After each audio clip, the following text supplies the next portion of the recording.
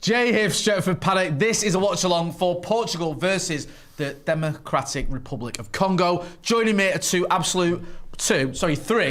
My maths is well off. Absolute titans of the world fan base. We've got with us Finn. How are we doing? I'm very well, thank you. I'm looking forward to this one. Yeah. So we've got Jay, we've got Finn, and then we've got some much more extravagant names. We've got Cristiano. How are we, sir? You alright, guys? I should have sat. It's not a job interview, Cristiano. But You're alright, son. I should have sat next to you. Yeah, we should have had that. So we could have had Cristiano Ronaldo Brown. So we could have had Cristiano Ronaldo. Yeah, we could have done that like that gag throughout the entire watch along. And it would have been funny as well. Yeah, it would have. It would never have got old. We could have carried on that for forever.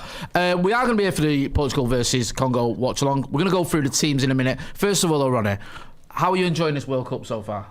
I'm really enjoying it. I'm losing a lot of sleep, but I was even watching Iraq-Norway from start to finish yesterday. I thought the game was cinema. Do you know what I mean? It's the games you're not expecting. That's proper World Cup. It's the games you're not Iraq-Norway. It's all the games you're not expecting that are like providing a lot of the entertainment, and I didn't stay awake for the Argentina game, which I'm disappointed. I did the same thing as you. I did the same thing as you, bro. Did you stay up for it? Yeah, I stayed up. Have you been trying to stay up for it as well? Yeah. I even watched Jordan versus Austria. That was a game that So where's the sleep coming to this? I don't even know.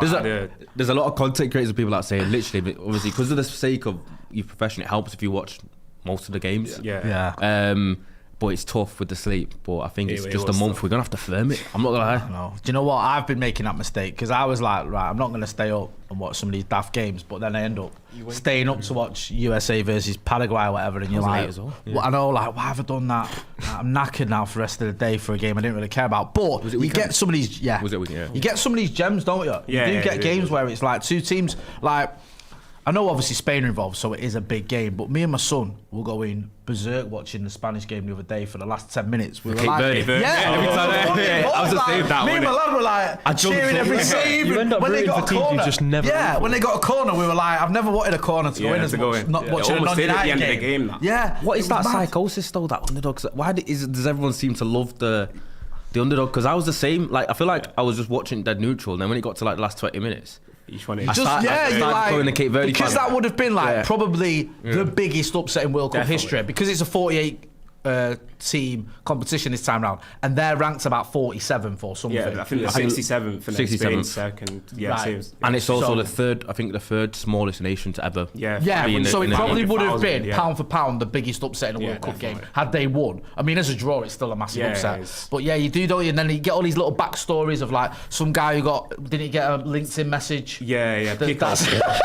It's Pico Lopez. He ended up playing for him because of a LinkedIn message someone had said, like the coach of Cape Verde had found him and gone, you've got like Cape Verde. I'd seen like he'd said about he's got ancestors from Cape Verde. Probably sent the same message to like 50 people 100%. as well. But apparently he ignored it at first, and then they sent him another one in English, and then he replied to it, and then he ends up playing for them. I saw something as well. I think the goalkeeper went from having he had like 30,000 followers to like almost 10 million now. He's on like 7 million. Yeah, it was like the Tim Payne thing. It's mad because it's like a World Cup someone thing, like Tom Brady, Adam McCullough's ringing me. I'm going to message him now. Of American football. Has I think like 15 million followers on Instagram, and a goalkeeper for Cape Verde after one game is probably going to eclipse that. Apparently it was Brazil. It's mad. Brazilian fans were the drivers of that. Really? Because Brazil, there is no. I think Turkey probably come close, but Brazil are probably the most fanatical when it comes to sporting following. Yeah. So obviously they kind of got behind Cape Verde as almost a second team. I know Cape Verde, are they Portuguese? They're Palop. So kind of with Brazil. So there's a link there. So Brazil like climbed behind him, followed him, and whatever. Now he's got stardom. This is the stories we like about the World Cup. This is it, man. This is what the World Cup's about. We're not doing watch-alongs for all the games, by the way, but we thought we would for the Portugal-Congo game because obviously we've got a couple of Portuguese players in the squad. We've got Diogo Dalot, who's not starting, by the way, and we've got Bruno Fernandes, the Manchester United captain, and one of the best, if not the best, attacking midfielders in the world. So we'll go through the Portuguese team. We'll go through it a little bit. We'll talk about the Congo team, and then we're going to have a little bit of a chat after that about some of the players that you've seen in this World Cup who you think Manchester United should have on their radar, because all you lads watch a lot of football. You've noticed a few players and you're thinking, right, there could be a couple of gems that United should be looking at. So we'll get into that. So make sure you're hitting like, share and subscribe, and you're getting involved in the comments. Right, so we'll go through the Portugal team. You've got Diogo Costa in goal. You've got Cancelo in defence. You've got Araujo in... sorry, I'm just going to run through this team because otherwise I'm just going to... In fact, Chris... you can run through this team because you're the Portuguese expert. You are, native. Renato Vieira, and then we've got Nuno Mendes on the left-hand side. And then we've got Vitinha, João Neves, we've got Bruno Fernandes, and then we've got Bernardo Silva, and then we've got Ronaldo, and then we've got Neto. It's a strong team. Obviously, Diogo Dalot doesn't make the starting 11, but a very strong team there. Would have been stronger. Would have been stronger if Dalot. You still got your stocks in Dalot? I don't sell stocks in Dalot, bro. Good lad. Proud of you. I think the World Cup's the great place because he was solid last World Cup. Kind of benched Cancelo when it came to. This is it, man. Never same will happen again. Yeah. Started quarterfinals. Never count him out. Never count out Dalot. Also, we've got the Congo team. Ronnie, I'll let you run through that because my pronunciation. It's is it a colour thing? I'm not Congolese. Not Congolese. I know you're not, but you can speak better than I can. Yeah, and that's a lie. I don't speak better than you, Jay. I think there's another reason at play. But anyway, go on. Wow. The main reason is, Ronnie, I didn't want to read it out because I didn't want to butcher some of these names. That's why it was either you or Finn, and I zigged rather than zagging. So go on. In Passy Nazo, Kampuadi, and Mbembo, Tuanzebe. Yeah, man. Familiar faces. We know that one. Masuaku, Mukau, Mutusami, Kayembe, and Wan-Bissaka. And then you got Yohan Wissa up front with Bakambu. Smashed it. Well done, bro. You know what that felt like? You know when you was in high school and you're in English and you read a book and they'll go along like, yo, Finn, read from that part to that part. Yeah. And then you have to, and then you kind of. And then you land on like the hardest part to read as well. Sorry, it comes around to you did well there. You did a much better job than I would have done. Yeah. I feel like the teacher would always pick the person that was probably the worst at reading. I don't know if they did it as some sort of humiliation ritual. I think it was maybe to build them up. Sometimes they pick on the person that's mucking about, not listening. Do you know what I mean? So we've got a super chat from Steg Ibon, who's been a member for 65 months of the Academy, by the way. That's fantastic support. It says, time to take your Hippocratic oath for Dr. Congo, lads. Let's make a little pun there. You see DR Congo. It's good to see some other people in the chat as well. Maury Boogie's here, Ross Murphy's here, Matt Wicks is here. Make sure you all hitting that like button as well, people. We are going to do some watch-alongs as well for the England game. So the England game later on, we will be back. We'll be back later on for that. England obviously taking on Croatia for the World Cup opener for Thomas Tuchel's side. And already there's a bit of drama in there. We'll say drama. People having a little bit of a mini meltdown over the fact that Livramento got injured and he called up Chalobah rather than Harry Maguire, or not Harry Maguire necessarily, rather than another fullback. Basically anyone else that you could try. Yeah, like Lewis Hall or Luke Shaw or whatever. Yeah. I think Tuchel's explained himself though, saying that he sees some of the other centre-backs, the other fullbacks he's got who can play on both sides, so he just wanted cover for the centre. But we'll get into that a little bit later on. First of all though, before we do all that, right, I wanted to have a little bit of a chat with you boys about some of the players you've been looking at, you've been watching. So we're going to do almost like a separate little video here now, where we're going to have a chat about potential United signings from the players we've seen at the World Cup. So if you just tune in, I'm Jay. With me, I've got Cristiano, I've got Finn, and I've got Ronaldo. And we're going to have a little chat about the World Cup so far and players you've noticed, and certain players you might think United should be looking at, not just based on the World Cup, but based on the World Cup and also the player themselves and what you've seen them at club level. Ronnie, I'll start with you. Because my opinion on the World Cup is, or with any international tournament, that shouldn't be the sole reason you buy a player. But if there's a good player there already, who's done well at his club, and he has a good tournament, then it shouldn't put you off. That should be maybe a bit of encouragement that they can go on a big stage and they can perform. So that might make you look and go, okay, it's not the same as playing for Manchester United, but it is playing under a spotlight and you have done well. Is there a player that stood out for you so far that you think could do a job potentially at Manchester United? I actually believe World Cup tax and international world tax is a thing. Okay. I don't think it's exactly equivalent to the upper echelon of club football. You're talking about like Champions League football or whatever in terms of judging a player and their potential calibre, but you can see stuff that might intrigue you in terms of like traits and abilities, and I think it does help when it's a player that you obviously are pre-exposed to and you're aware of, and you might get to watch them a little bit closely against other elite players. You can kind of gauge whether you like the way they play maybe, or you like their style or whatever, and I think it can be useful. People call it it's been called the James Rodriguez syndrome, I think. I think he's like the pin-up boy for World Cup launching your career. But I'd say the player that impressed me when he came on, he looked bright and spry. It was someone that I've already heard about. I've only watched him in bits and pieces for PSG. He only gets cameos, really. And that's Ibrahim Mbaye from PSG, 18-year-old kid that is a left winger, can play on the right as well, and a little bit more central. I think he's really highly rated at PSG anyway. But I think they are open to hearing offers because their attacking lineup at PSG is so star-studded. He might not be able to get the opportunities and playing time that he desires. And United, I feel like, are in the market for a left winger. Whether they're prioritising it or not, that is up for debate. But I think Mbaye is a potential option where you've got someone that's young, up and coming, and a potential star with an incredibly high ceiling. That I think he's good enough to contribute now. Yeah. But you won't necessarily feel like that pressure for him to be starting week in, week out, which I think would probably be the best option for a United left winger right about now. If they could get him a little bit cheaper than obviously a marquee left winger signing would be. Obviously people talk about how Dorgu's a left winger now and Cunha, so they feel like a left back is more of a necessity. It's funny because obviously reports come out this morning, Tyrone Marshall, MEN, that people close to Dorgu believe his best position is actually right wing and not left wing, which is something that I did mention a couple of videos ago and got heavily criticised for, and it turns out that's somewhere that he prefers. So for me, I think he's played Champions League football before. He's managed to break into a top PSG side as a forward. He's very highly rated and he's bright and he's sharp. I think he's linked to Villa. He's someone that I think United should look at.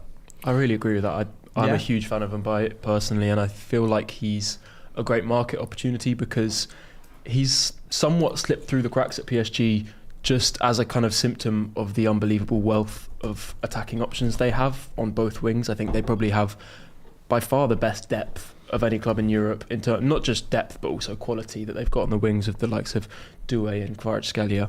So I think he's someone that will probably move not because he's not good enough for that level. I think he's shown that he is, but just because he's not necessarily going to get the minutes with how established some of the other players are. I think he has just extended his contract, which gives PSG a bit more leverage to demand a higher fee. But yeah, I'm a big fan too. I can co-sign that one. Yeah, I mean, he was impressive. Yeah. I thought it was a good game, Senegal versus France. I think it was a weird game because the first half, Senegal played really well and we're in it. And Ismail Assar, player you've spoken about a lot, Ronnie. Your favourite player? One of my favourite players. Everyone was saying online, like, if that had been against Liverpool, he'd have buried that.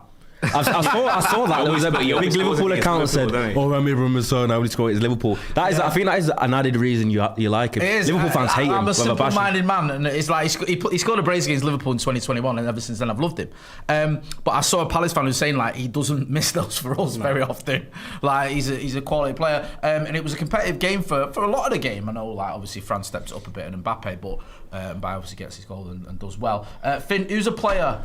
I know you've co-signed that one. Who's a player that you've looked at this World Cup who you might have sort of known already, but has impressed you this World Cup to add to their reputation and made you feel that is someone who United could do with having a look at? Yeah, I would say Ayab Bouadi, but me and Joe have already done a video this week, so go and check that out.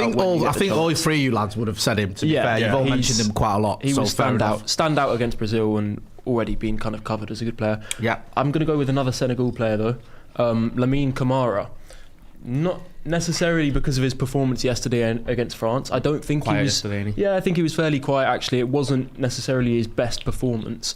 I think he looked okay and he kind of did his job quite simply and kind of got the job done. And obviously Senegal didn't win, but even to go and be as competitive as they were against a team as good as France was really impressive.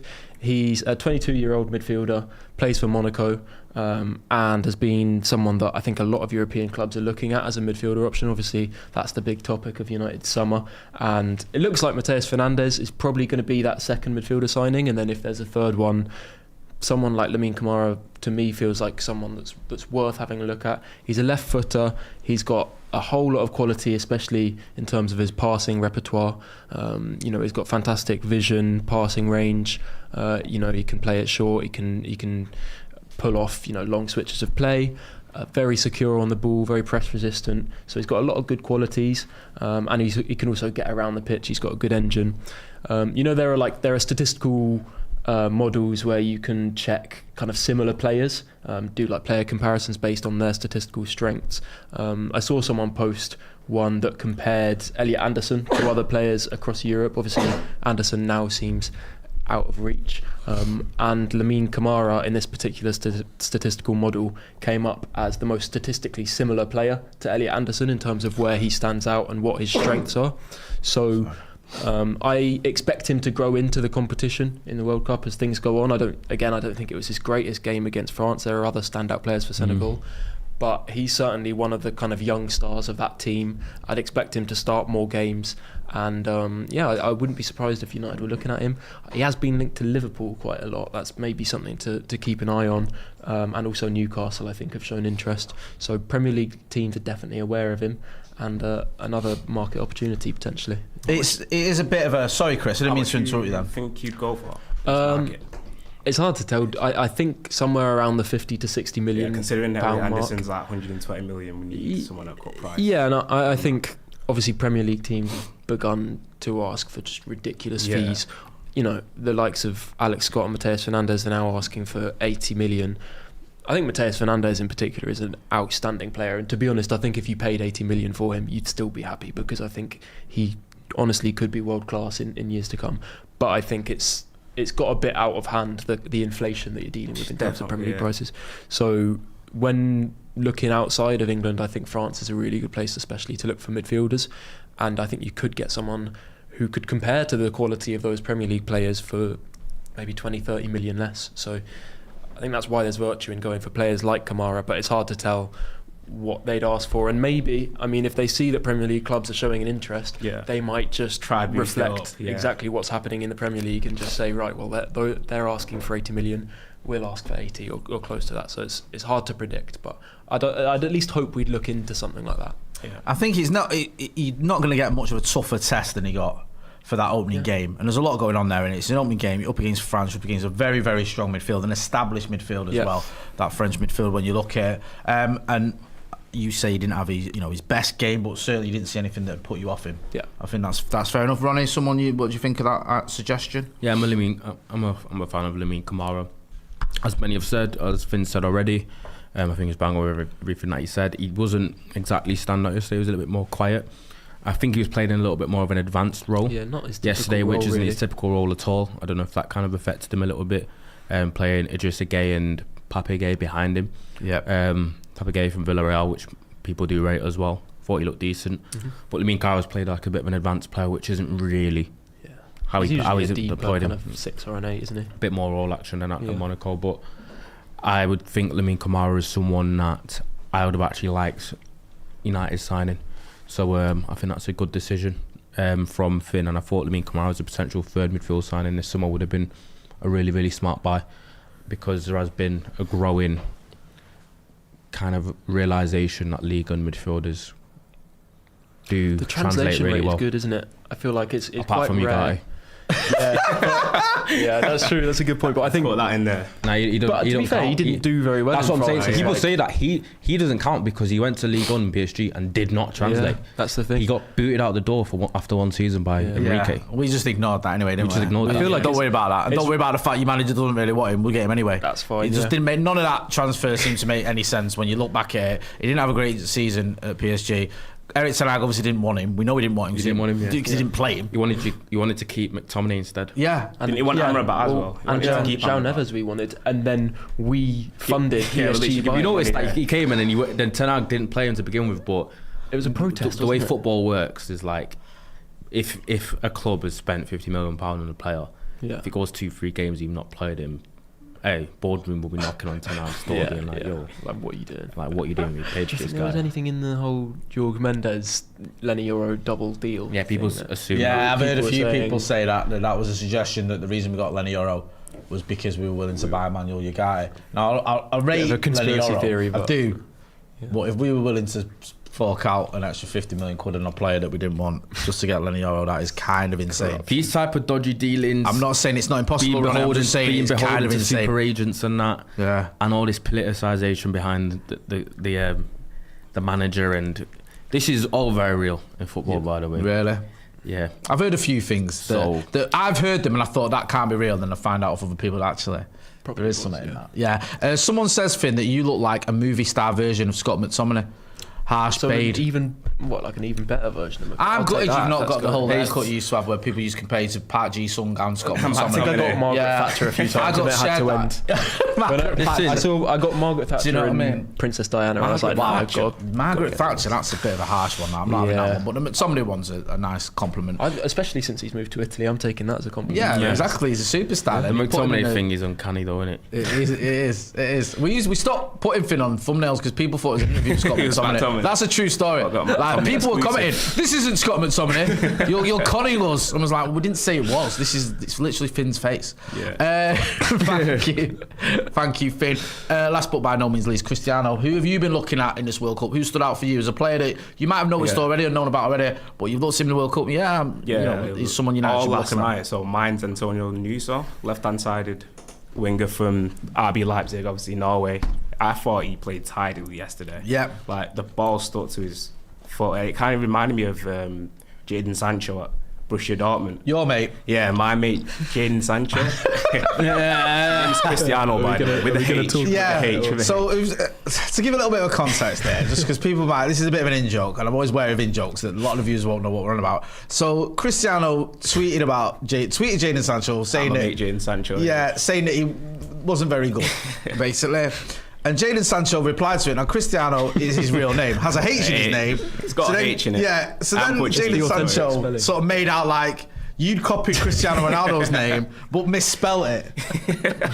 And then other people joining and going, oh, he's not even spelled it right. And part of me felt like to get involved and say, no, that's his real name. This is his, you know what I mean? But I thought, not worth getting involved. Yeah, so I thought I'd stay out of that one. Yeah, that is a story. So you're talking about the Jadon Sancho version that you liked at Dortmund. So it's on a segue there. So yeah, it kind of reminded me of him. Obviously, he plays in the Bundesliga. So yeah, he was generally good yesterday, and I'd take him at United, but it's kind of like the fact they want a lot of money for him. You know what I'm saying? And we've got Diamandi on the other side of the pitch. Yeah, there's questions about his output as well. Exactly. Isn't it, his output, he got 4 goals and 3 assists in the Bundesliga in 31 games last season. Yeah, he gets quite a lot of experience. The thing is, we didn't have no Champions League football too, so it was I'm with him. Go on, why are you with him? I'm with Cristiano though, because. But the eye test did kind of impress me. I like him. Not all about the goals. He's silky on the I like Nusa when I watch him, but sometimes, I don't know if that's a steak bias, man, but he looks electric, he looks flary, he's got quick feet, so you know what I mean? But he's then only 21 too, you know what I'm saying? He's still young, there's still obviously... I think there's some nanny about him, you know? Think, really? Yeah, I could... There's the flair there, yeah. Some players, you watch it. There's a touch of this with Jeremy Doku, I know we was talking about him, where the numbers aren't great, but when you watch him, you're impressed. They can take on a man. Like, you know what I mean? You go, that's a player that I could watch all day long, and he's good, but your numbers are like okay or fine. Yeah. Like those numbers you spoke about for the Bundesliga as well aren't like wow. Yeah, they're not. Do you know what I mean? But you guys are watching him and you're going, look, when I watch him, I like what I see. Yeah, and that kind of goes out the window a lot of the time in modern football, doesn't it? Where it's like, well, what are the numbers saying? What are the stats saying? What's his defensive output like or whatever? Like, you're like, what? Sometimes you forget the impact that a player like that can have on the rest of your attack. Obviously, people like to individualise players' numbers and look at their own goals and assists and use that as kind of the only metric to assess how good they are as a player. But someone like Nusa, who can provide so much 1v1 threat, provide pace in behind, stretch the back line, provide that width as well, it kind of frees up your other attackers to do so much more. If you've got someone who defenders know is a 1v1 threat, they're going to double up on them. Sometimes they'll even have 3 defenders at once. And then that is going to free up your other players, and there will be goals that come as a result of that aren't necessarily reflected in Nusa's own stat sheet, but you could increase the goals through that, you know, across the rest of your team. So I think that's something to think about. And as well, sometimes you get a player who doesn't necessarily have crazy output, but when the eye test indicates that they can do it, sometimes they're just waiting to explode. And you do get players who actually... The assumption is, they're going to come to the Premier League and their output's going to drop. Yeah, sometimes it's the other way around, and they actually get into the right environment, and then their stats go up. So I really like that as a shout. Yeah, definitely. No, 3 exciting players. Sometimes as well, like, just, I don't know, having a bit of a wild card in there can just be good, can't it? Do you know what I mean? Like, you mentioned Nani there, Ronnie, and I remember when Nani arrived, and it was, we didn't know loads about him. Yeah. And he wasn't someone that was always starting for Manchester United, especially when he arrived, but he was a player that would come on or he'd create things and he'd just get the crowd going and he'd get, you know, his teammates going. I remember the game against Arsenal we played in the FA Cup where he was juggling the ball down, running down the wing. That was like that at his first season.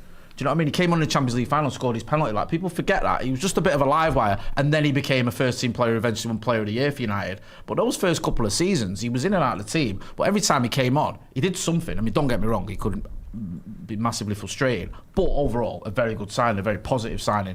And sometimes you need someone like that, not just the ones who've always got the numbers or the Premier League experience, someone who's a little bit of a gamble almost. And I think you've all raised some... good players there for us to keep an eye on during the World Cup. It's good to have something else to look at as well when you're watching these games. You think that's the player that Chris mentioned, that's the player that Finn mentioned, that's the player that Ronnie mentioned. So make sure you get involved in the comments in the chat. Let us know what you think about those 3 suggestions. Give us your own suggestions as well. And don't forget as well to hit like, share and subscribe. And check out the merchandise. We're going to move on to the watch-along now for the Portugal game. Loads of people in the comments. We do need to tell it. Also as well, I think producer Ben is going to have to go and find Joe Smith's laptop. So, yeah, we're all hands on deck here. We've got quite a few... hands on deck? Fucking hell, what did he do? Nice, very, very... You're such a dad joke guy, you, Ronnie. You are. You never let me know. I like it, man. I'm a big fan of dad jokes. You didn't like that one, did you, Harvey? That was Harvey's like the joke creating here. Yeah. Like, and the comments create, he'll tell you straight, like, whether he approves of that or not. He's not going to suffer fools gladly. Emmett Toner says, Mitoma always looks threatening, but when the numbers say he's mid.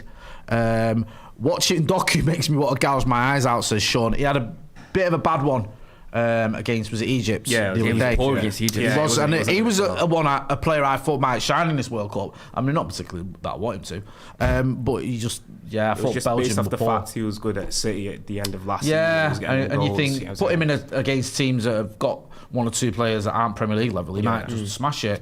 But I thought Belgium put on. It made me laugh when Lukaku came on and got his goal. Yeah. Got his goal, and everyone's like, he's got a goal. And I was like, give him his fair due there. I was sort of criticising him before he came on. He came on, and within 20 seconds he got a goal. Then you look to see if it actually is an own goal. And then about 5 minutes later, was it? He just spoons his header as well. And you think, there's the Romelu that I know and love. Bless him. But we'll see, man. It's weird, and it's early days, and like a lot of people have pointed out, some teams have had bad starts to campaigns. I think Spain lost the first game in 2010, went on to win it, of course. You can have bad starts. Argentina lost. Sorry, I forgot. Saudi Arabia. Yeah, and it was like they had to get out the group. Yeah, they had to. Was it? I'm sure it was Mexico and Poland. Lisandro Martinez who made that last ditch tackle against Australia, and they lost that game or drew that game. They were out. Yeah, man. So you can't count anyone out yet. But and they were struggling up until late in the game against Mexico. Yeah, and then Messi they just kind of turned it on a little bit. And then he shot outside the box. Do you know what? That's a nice little segue. Let's talk about it, man. We've got a good 20 minutes before the Portugal game. We'll get into the lineups and all that stuff in a minute. But Lionel Messi, I tried to stay up, and I couldn't. And I woke up this morning, and I actually thought I'd seen something like someone trolling on Twitter. When I saw that, I thought it was someone messing about. I was like, no, they won 3-0. He scored all 3 goals. Still good, the red card thing. I know. I'm gonna be honest. Like, I think they said it wasn't. Emmett Sona's asked about that. We're getting into it. They're saying it wasn't enough force or whatever for it to be a red. I looked at the tackle and thought it's at least a yellow. Yeah, it's what I mean. Isn't it? It's at least a yellow, and I'm thinking, you know, there was orange ones. Yeah. No, I do. I say that all the time. Sometimes you look at a tackle, you think it's an orange. It's an orange. You're not sure whether it's to be a red. Quite enough a red, but it feels like feel like a punishment. It feels like an aggressive yellow. That was more of a yellow, to be fair. You know what? When I first saw it, I thought it was one of those. That was obviously from playing, where it looks like he's pressing him and he's running behind him, and it looks like he's taking almost like a step to go on the ground, but he's trotted on the back of his leg instead. Yeah. At first, I thought he might have been incidental, but then I looked at it and I thought, he just looked a bit like reckless, which happens. Do you know what? I'm not taking a shot at Messi. By the way, I don't do that. Obviously, I'm a big fan of his as a football fan. Do you know what forwards that don't really defend much, don't really tackle much, don't really press, don't really do that dirty work? So when they do, they're not sure how, and then it ends up being like, you know, the phrase, a forwards challenge.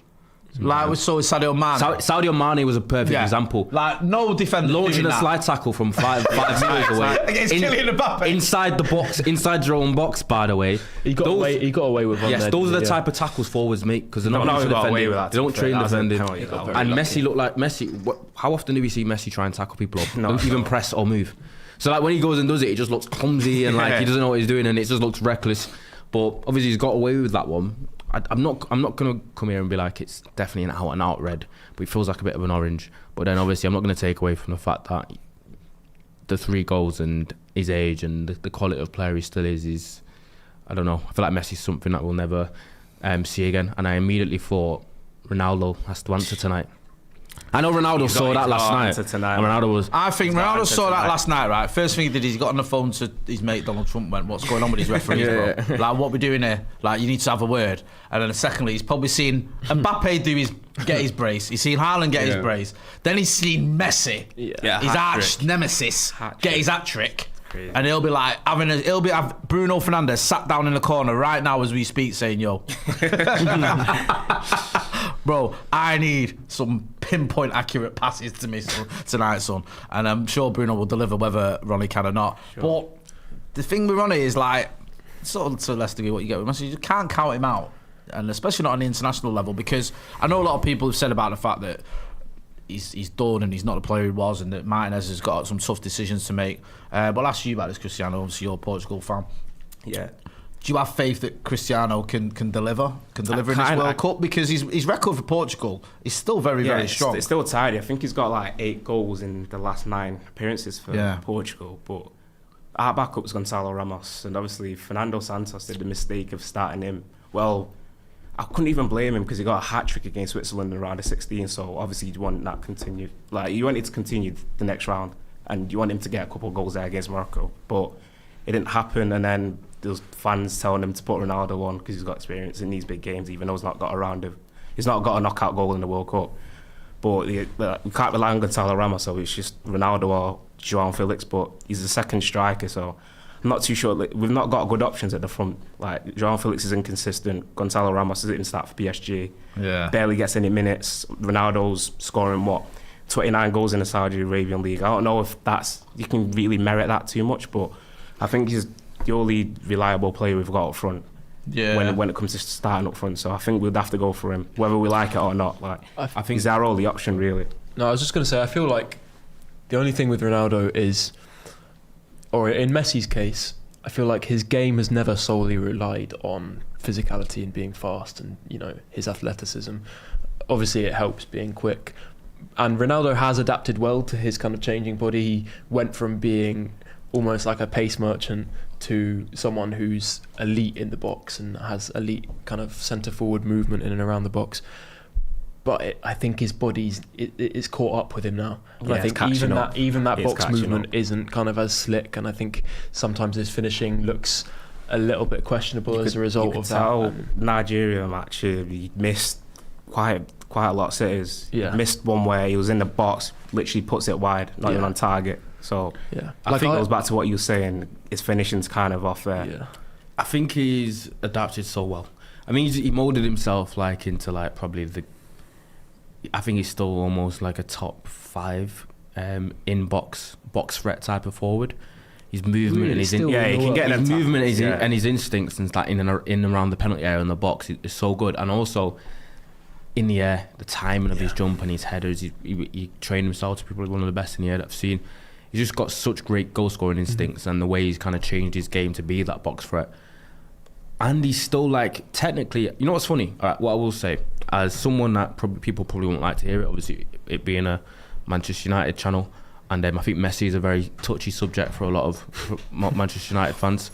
He did cause us a lot of pain. I watched 2009. I watched 2011. Was it Champions League final? Yeah, 3-1. Of Messi dunking on us in both Champions League finals.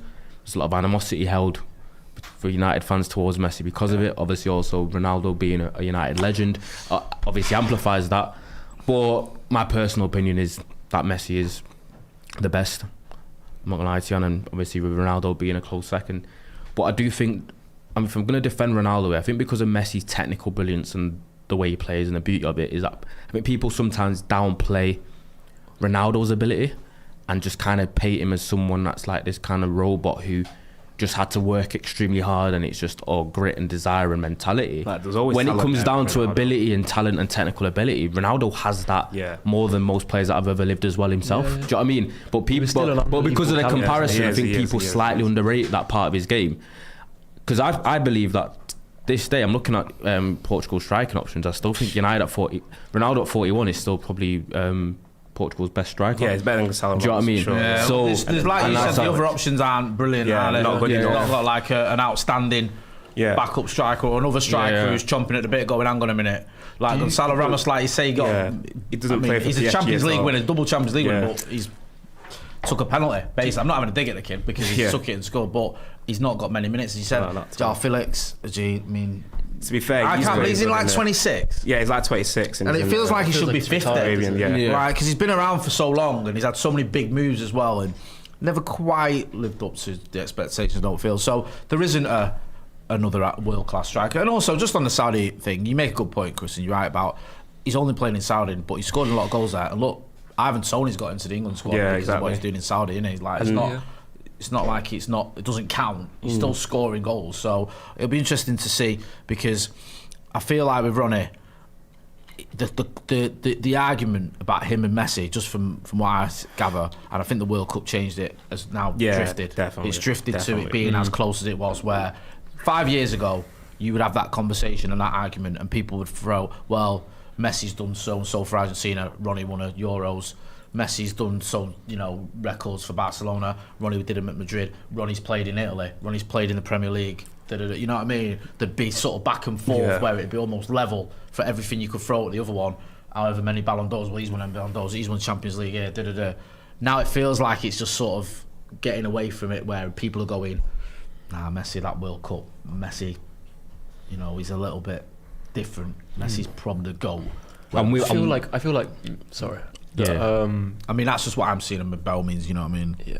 I feel like that World Cup cemented him as probably the undisputed best of all time. That was it, didn't it? Because it's so hard to argue against that, and obviously Ronaldo would have to do something unbelievable this competition to change that narrative. This has got to be it. He's got 24 goals and assists in the World Cup, and Ronaldo's only got about 10, so he's got 40 more to catch up. I feel like... Do you feel like... up there with him. Sorry, I didn't mean to... No, that's right. Do you feel, Chris, that...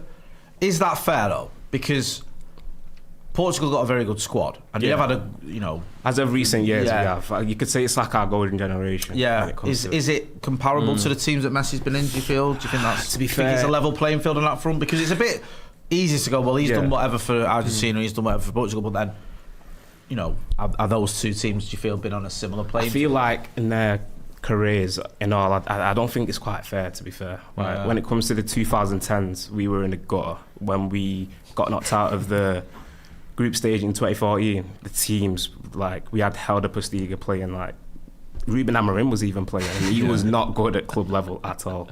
So it's like... That's weird, because everyone told me he was amazing. Nah, he wasn't. A year ago, I was getting told I was the best Portuguese player ever. Exaggerating. Some United fans I hate watching him at AC Milan. I don't think I'd go quite that far. No. Do you know what I mean? Yeah. He's a decent coach. I don't know, man. I'm torn. It's the fact he also got called up as well, so it wasn't in the actual squad. So it's like, through the 2010s, we got semi-finals in 2012. Didn't really have to be fair, we had a good team. We had Pepe, we had Bruno Alves, but Messi's had he's had Aguero banging him in the Premier League. He's had Higuain banging him in Serie A. He's had Di Maria doing all sorts. So he's had the players around him to do a lot. Like 2015-16 the Copa de America finals, we lost both of them. You know what I'm saying? With a good team. Meanwhile, Ronaldo won the 2016 Euros with some party. Whilst being on the bench, though. We got 3 goals, so we'll keep it at that. But did he not play? Did he not play? He played he was injured, wasn't he? And then he managed from the sidelines. Yeah. He got a goal and assist in the semi-finals to get us in that final. So he really keened it. The World Cup got him there. The World Cup tilted it, but if I'm going to be honest and candid, I've always thought that Messi was better. Yeah. Nah, so just off watching. I'd say so did I. Just off watching. Yeah, so did I. It's kind of obviously a bit of a faux pas as a United fan to say, but I think even before the World Cup, I kind of thought it solidified. Look, at the footballers, not necessarily their achievements, because you can lay out anything out on paper in terms of the individual accolades they have or the goals they've scored or assists. But I think just when you actually watch them, the eye test kind of tells you everything. Ronaldo is an unbelievable player, and like you said, Ronnie, he probably gets kind of unfairly talked about just because of how far ahead Messi now seemingly is, he's still one of the greatest that's ever done it, and he was an unbelievably talented player when he was younger, and probably does have more technical ability than pretty much anyone else in this generation that they've come through anyway. But I think Messi is, he gets described as an alien for good reason. Can we, if someone's seen that message there? Yeah. I think, Wait, are we nice to have to watch the game. Nice to have the correct country on the graphic. I think I find. Call me old-fashioned. I'm going to get in some of the chat in the comments. Sorry, I've not been as active on there. I wanted to hear what the guys have to say, but I'm going to get some comments now. I know. G Ditto says, surprised Ronnie didn't say Buade. Watched Steve's vid about him mentioning that Ronnie suggested him, and Steve didn't acknowledge it at the time. We sort of said we weren't going to talk about Buade because Finn and Joe did a video on him. So it felt a bit repetitive to go, even though everyone here, all these lads, absolutely raved about it before the Brazil game, by the way. But we thought, right, well, there's no point in just going over what we've already spoken about and done a video on. So we sort of said, we all love him, put that to one side. Who else have you got for us? And you know what these lads are like, they've got a list. What else we got? Parag says, what's the World Cup assist record? Too much to ask for Bruno to break it. Is it? All time? I think all time is 7. Really? Really? Reese says what? Double check, but I think it is 7. Well, maybe Bruno. I mean, why not? Reese 30 says one reason for Amazon Doc potential board takeover and stadium announcement. Get that televised. Ineos off the pitch, kudos rather than on pitch. Hope. Maybe, I don't know. We'll see what happens with the Amazon documentary. What the reason is behind it. The numbers involved. They might have just come back with much bigger offer. Amazon. Everyone's just assuming it was like a little bit more than the initial 10 million. It might be a lot more, so we'll see what's going on with that. But I get why people are against it. Me and Joe did a video and he was like, I don't want this. It's going to be a bit of a nightmare. But I will watch it. I'm not going to lie to you. Mandible says Ronaldo should play a role like Giroud did for France. Thing was, I mean, I don't know, man. Portugal have got a very good midfield. I think Giroud it was easier for Giroud when you've got Mbappe and Griezmann next year. I was going to ask Cristiano if you think, because obviously you said the attacking options are quite limited. Yeah. Do you think that midfield, because most people view it as probably the best? Yeah, I think on paper it's definitely the best in the world for sure. Do you think it's good enough to compensate for how maybe limited the attacking options are? Yeah, definitely. I think it's definitely good enough. Seeing Vitinha and Joao Neves play with each other club level. Yeah. And I think what we've done with PSG and how it's going to change the scope of football in the future, because I heard Michael Carrick wanted to emulate what they've done at PSG. So I think having them two, and then on top of undeniably the best midfielder in the world, Bruno Fernandes, who's just come off having 21 Premier League assists last season, I definitely think our midfield will be pivotal. That's enough to offset the lack of world-class attacking options to win, to actually go on and win the World Cup. I kind of feel like we can get far with that midfield for sure. I mean, the attackers kind of do need to play a part in it, because obviously, the midfield can't do everything. We need the goals from Leao or Ronaldo, but I can imagine Bruno a lot from Leao this competition. I mean, considering he's kind of a free agent, not a free agent, but he's leaving AC. He's already put himself. No, he's leaving AC Milan, so I kind of feel like this World Cup has to be big for him in order to get suitors. So I kind of feel like he needs to perform this World Cup. So. There's a couple of things I want to get into. First of all, Ronnie just pointed out that we're just getting the preamble or the build-up on the telly. I think it's the BBC who've got the game on today. You can see our studio in the back. Yeah, I think you can actually. Olivier Giroud getting a bit of stick on social media. You were saying Giroud's getting stick for his punditry and apparently being really poor.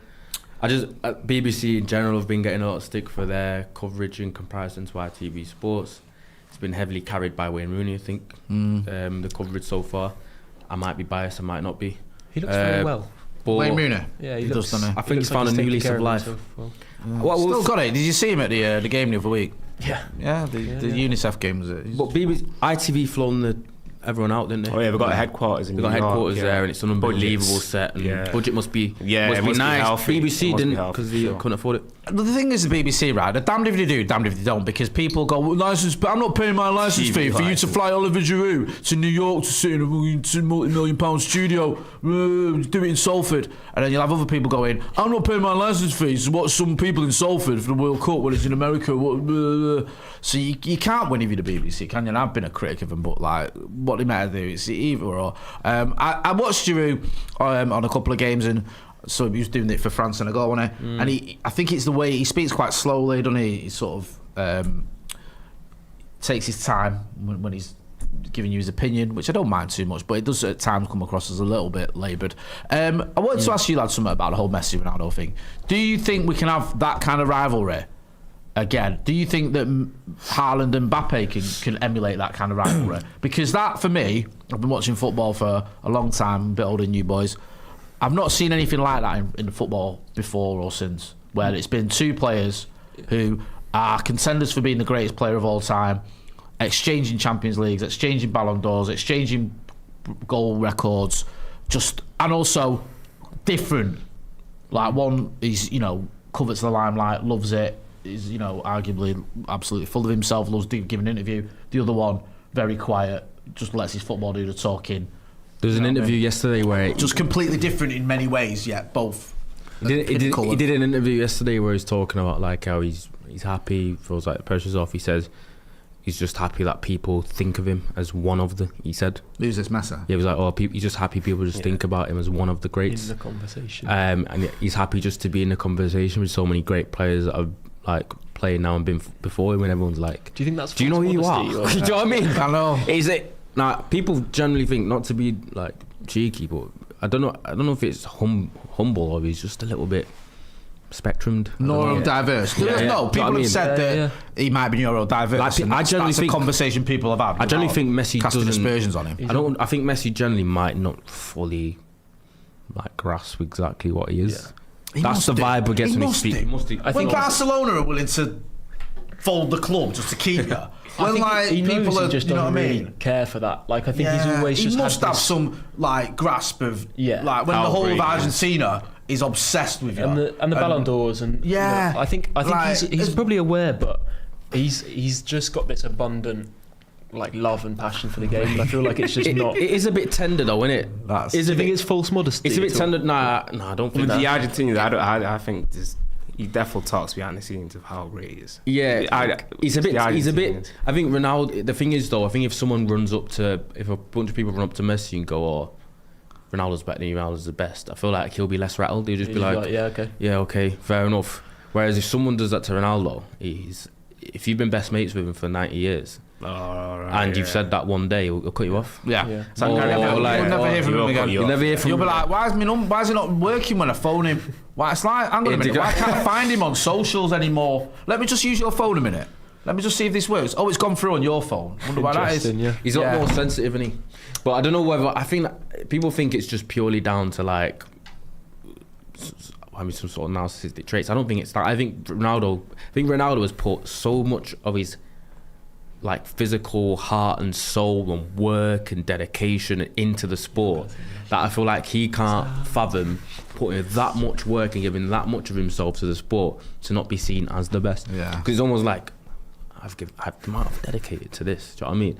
I need to be the outright best, and that's part of like his mentality. So I think that might irk him a little bit. I bet it will. And there's also probably got to be a part of him that's just thinking, why the fuck have I got to be around the same time as this guy? Do you know what I mean? Like, I mean, at least people say they motivate each other. I think Ronaldo would have been motivated if it was up against anyone. Yeah. To be honest with you, do you know what I mean? It's like he's just come at the exact same time. It's like when you had Federer and Djokovic and Nadal all at the same time, and people argue that they're the three best tennis players ever, and they're all in the same era. And then, like, if you look at all the major winners there, or you know what I mean? It's like you've got like an odd Andy Murray or whatever.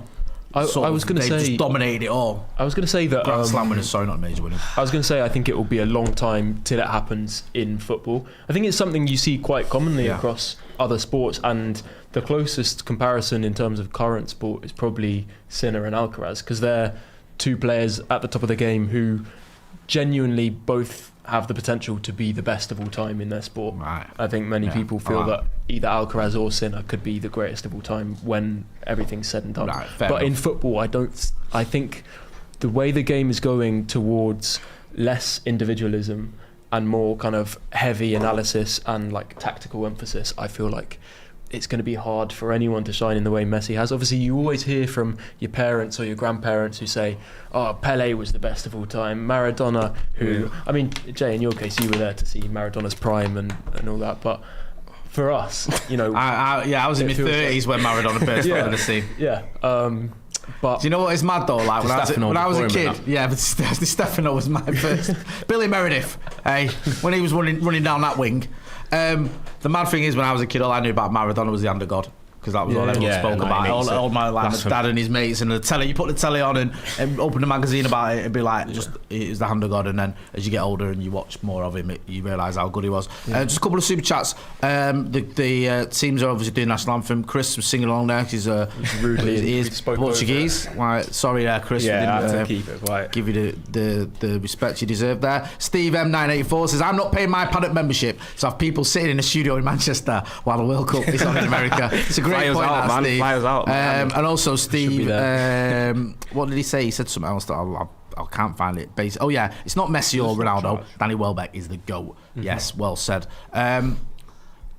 Chris, is this game a game where you go, when you look to them fixtures, you go, we have to win this one? Yeah, I feel it's like the Ghana game last World Cup, another African country. I think we beat them 3-2. Like, I think we had them at 3-1, but we let teams get through. It can be small. Like, this is Congo's first World Cup since 1974. So I think we would want to show out, you know what I'm saying? So we need to be careful with that. We can get excited, you know what I'm saying? Jamaica played them in the World Cup final to get here, and I weren't that impressed with them. Would you not? We went to extra time, and Jamaica we're missing a few players, like Damari Gray, Mikel Antonio. Went to extra time, right? Yeah, went to extra time for Xavier, and they weren't that good, man. And I thought we were like better for large parts of the game. If they play like that, I feel like they should be beaten comfortably by Portugal, but I don't know, maybe tournament's different. We've seen underdogs beat Cape Verde with Spain 0-0. So, and I'm actually looking at the starting 11 for Portugal, and it's not. I don't think it's that great. It's not our strongest. It's definitely not our strongest. The back line, we're not started our two strongest centre backs. So who's your two strongest centre backs? I'd say Ruben Diaz for sure, and then Gonzalo Nash, who plays for Sporting. I'd say them two. They started in the last World Cup. I mean, Pepe did, but then Nash got in there. Yeah, so you've got, your group, you've got Uzbekistan and Colombia. It's a bit, I don't know, I think it's an easy one, that. Yeah. It's an easy one. Famous last words. This is it. We're not going to get It's a weird World Cup, isn't it? Because there's 48 teams now. There's around 32. And it's like, it's the 8th best third place finishers go through as well. Exactly, so it kind of be impossible. It almost feels like you win the first game, you're all right. Pretty much in. Do you know what I mean? Yeah. Like, I know technically that might not be the case, but it certainly feels that way. But so far, we've spoken about this. Look at him, he's loving that. And look at that. Loving that one. The football in this tournament has been mint, by the way. There's been a lot of controversy off the pitch, and I get it. A lot of things I've seen I don't like in a certain way. Some players are being treated. I'm not talking about Thomas Partey, obviously, but I feel like the football itself has been. There haven't been any boring games. Nah, the goals have been class. Even the 0-0 we had was mint. Like, was that the only 0-0? Yeah, I think so. Cape Verde versus Spain. And like, if you had to pick a 0-0, you would have gone that before for sure. And that was it. The stadiums too. The stadiums have. We've been to a few of them, haven't we? Over there. Because it keeps coming up and people say, "Oh, yeah," and I think, "Oh, yeah, I've been." Yeah, Atlanta Stadium, was that last year? Atlanta. That was Everton last year. New Jersey. Where else?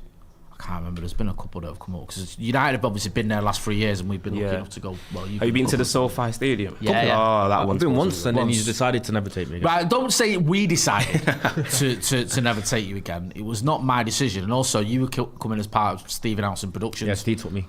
Yeah, and if it had my way, we'd have all chipped in and took you again, but I was overruled. The other lads didn't want you. Yeah, nice true. Come on, hey.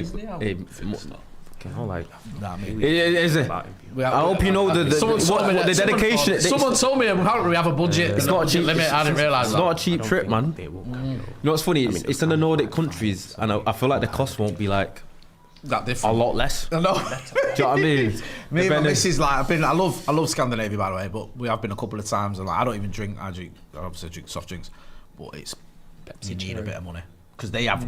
In like Norway and Sweden and Denmark Finland and their economies are very, very good. Strong. If anyone can let me know what is with the Nordic countries, why their economies are so flourishing and stuff? Socially progressive. They're quite well organised, and they've got. I don't know. You're not paying a ridiculous amount of tax as well. There you go. Producer Harry's got But shouldn't the geopolitical insight. But shouldn't that create a larger disparity between the working and the upper class, though? Game's about to kick off. That stadium. Vamos Portugal, vamos. Egalitarian in nature. Yeah. I think they are a little bit more. There's oil over there as well. They're a bit more. I think they're a bit more socialist, isn't it? A little bit. Yeah. Is that why? I think so. I mean, they're just well-run, well-organised countries that are not run by dickheads like we often are. But they have some of the most depressed. Sorry to get political. They have some of the most depressed populations, though. Well, I think, do you know what it is, though, as well? It's the weather. The weather, yeah. Yeah. Like, there's that old saying, if you can survive the Norwegian winter, you can survive anything. It's like, it's brutal. Yeah. Game's underway now. Reminds you of when I went to Croatia in Hvar. I was trying to find my mate. I was stumbling down the strip, a little bit waved in Hvar, late night. And sounds like you. I was like, shit. And then I saw a group of women like sat down. Like I think it was 5 or 6 of them, and then for some reason I blinked, and before I knew it, I found myself sat down with them. Right, okay. Trying to have conversation and that. I feel like a couple of them were like, "What is this guy doing?" But some of them were being. Did they speak English? Entertaining it. They did speak English, and it turns out they were from Norway. Oh really? Yeah. Okay. And if that's what Norway's working with, that's what I'm gonna say. There you go. Tune in for more travel advice from Ronaldo next week. That is my travel. That's your travel vlog. That's my Travago rating. Steve M says actually they have the happiest populations. There you go. You see, they have a mint education system. Says Dot Rock. So the prisons are supposed to be good as well. They've got really good prisons. Yeah. So I think they have a very different approach to prison and kind of the judicial system thing, in general. Oh, is it? Yeah, it's all focused around rehabilitation. So that'll never catch on here. Yeah. Portugal's keeping hold of the ball, nicely at the minute. It's only been like 2 minutes. Someone asked, are we doing a England watch along? We are. There's going to be me and a few others later on. Gaz Drinkwater's coming back to the channel, and then we're going to have some watch along debutantes. I thought Ronaldo was going to shoot there. Yeah, you could hear the roar from the crowd as soon as he got on the ball. Good pass. I hope he does turn up. Have you seen him in the flesh, Chris? Yeah. Seen him. When was it? Argentina, Portugal. Friendly 2014 at Old Trafford. Yeah. Messi and Ronaldo played, I think, the first half. I didn't know if you'd have seen him when he came back to United. Yeah, he came back to United, Europa League games. I was there for his hat-trick against Norwich, I think, which is pretty special. Yeah. I think we won 3-2. Yeah, 3-2. One of my favourite... single-handedly won the game. I think one of my... If not my favourite video on this channel, genuinely, was when me, Ronnie and Abdullah did the brew. And it was announced during the brew. Official communicado from the club. Yeah. Not even like a rumour. Yeah, it was the club going... really quickly. Yeah, we've got him. Yeah. And Abdullah and Ronnie were getting emotional. Yeah, he got emotional. Like, they'd been very young when he left. And I almost took it for granted. I was like 29 when he left. And I was like, yeah, you're getting to watch one of your heroes come back to United. Yeah. And we all had high hopes and thought we were going to win the league and all this. Well, I did anyway. Finished 6th. The Varane, like Sancho, Ronaldo, someone. I don't know, man. Pogba to add to the mix too. That Newcastle game when he got that was a brace. Yeah. Oh, man. And the Leeds. Was it that season where we beat Leeds 6-1 or 6-2? Yeah, we started 5-1 at Old Trafford. Bruno got an hat-trick. I was so sure we were going to do honestly, something special. That Leeds game, I've watched United a long time. I've seen us win a lot. Is one of my favourite ever games because the optimism going in that game. We announced Varane on the pitch. Here's Ronnie. Go on. It's just keeping the same crowd out a little bit there. Yeah, going back. If they play like how I saw him play when they played Jamaica, I was like, bit of a rough one. Especially against Portugal. For Portugal, they're free flowing best with their best players. You should put 2-3 past these. It's been all Portugal so far in opening minutes. Yeah. Plus, their best player apparently being Johan Vissa. I mean, have you ever heard of Aaron Wan-Bissaka? Greatest right back to have ever Have you never heard of a little team called PSG? I loved Wan-Bissaka when he was at the club. I had a soft spot for him. Who, Wan-Bissaka? Yeah. Do you know what Wan-Bissaka will say as well, right? He used to get quite a lot of stick because I was in interviews and stuff. But Makola went to the training ground and interviewed him, and he got on really well. Said he was a good guy. Nice chap. Do you know what I mean? It's just that I think he just got nervous. I was going to say, was that Visa then? Yeah, it is. I was going to say he's unproblematic, but he had that Instagram thingy. Oh right. Can I? I don't want to be harsh on Wan-Bissaka, but he didn't always strike me as the brightest spark. If I'm allowed to say that. Didn't his lawyer basically say when he had all those like speeding fines and everything, and he was driving while he was disqualified, he's just a bit thick. He does come across. You're on my client's just a bit. Have you met him? And the judge was like, yeah, fair enough. Fizzed across the goal there. Good start. Portugal looking strong here. Yeah. Could be a long day this for Congo. Boom. There you go! There it is already. Hey, he's always on the head, man. Good in he's like 5 foot. He's like 5'9". He's going headers. It's ridiculous because he's like he's so small. Yeah, it might be a long one. This, I'm not gonna lie. I've got a log, you know. Yeah, they're gonna. It might be a long one. Struggle. What a goal! Who was the? Who whipped that in? Get how he does that. Who put the ball in? Who put the ball in? See this now. Wasn't We're particularly. doing the scuba. Wow, they look strong.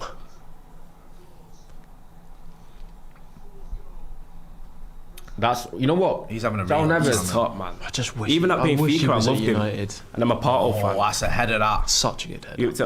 Neto, you know what? Fair enough. Fair enough. That's a great header. I was wondering why he's just not even bothering his nose. He's got no chance there, I think. Smallest player. It's such a good header though. But the thing is, they're playing back 5, 3 centre halves, and the smallest guy. I've got a feeling this is going to be a very long afternoon for Congo. Flip it out. Because you need a little bit of something to hold on to, and now it's like, we'll see. Bruno's looking very nice. Good trait there, for a small player just to be able to head it in. It's a bit like Messi. Messi, against us, yeah. Insane aerial duels. He's known for being great. If you just when was that from, a year ago? Yeah. Last May. Ronaldo, I knew I had something. Ronaldo like Brown, man. He knows his onions, this lad. You know what I mean? Yeah, Congo getting back into it now. Come on. Neves is definitely one of the most upsetting players to have missed out on in recent years. Are you implying that we didn't do the right thing in getting manually guy? No, obviously we got the better player, but we should have got both. So.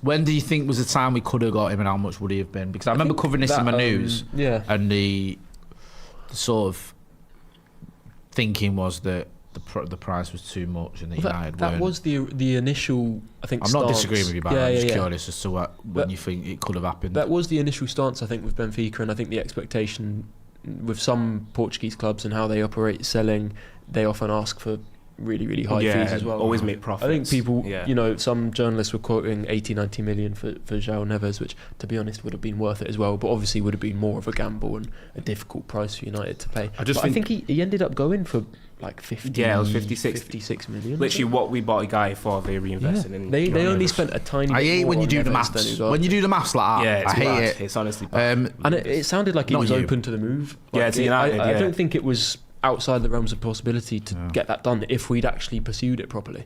So it's just it feels a bit heartbreaking to think about. So Oscar to Cobain in the super chat says, I'd love to be able to have fond feelings towards Ronaldo like you guys, but Vegas absolutely ruins his legacy for me, and he was shite when he came back and disrespected the club. Hope he cries. I think you have to take that into account, don't you? Obviously, I'm sure you all know what you're talking when he's talking about there when he mentions that. A lot of people fell out with Ronaldo because of the Piers Morgan thing. Let's be honest. Like a lot of United fans after that were like, "What's he doing?"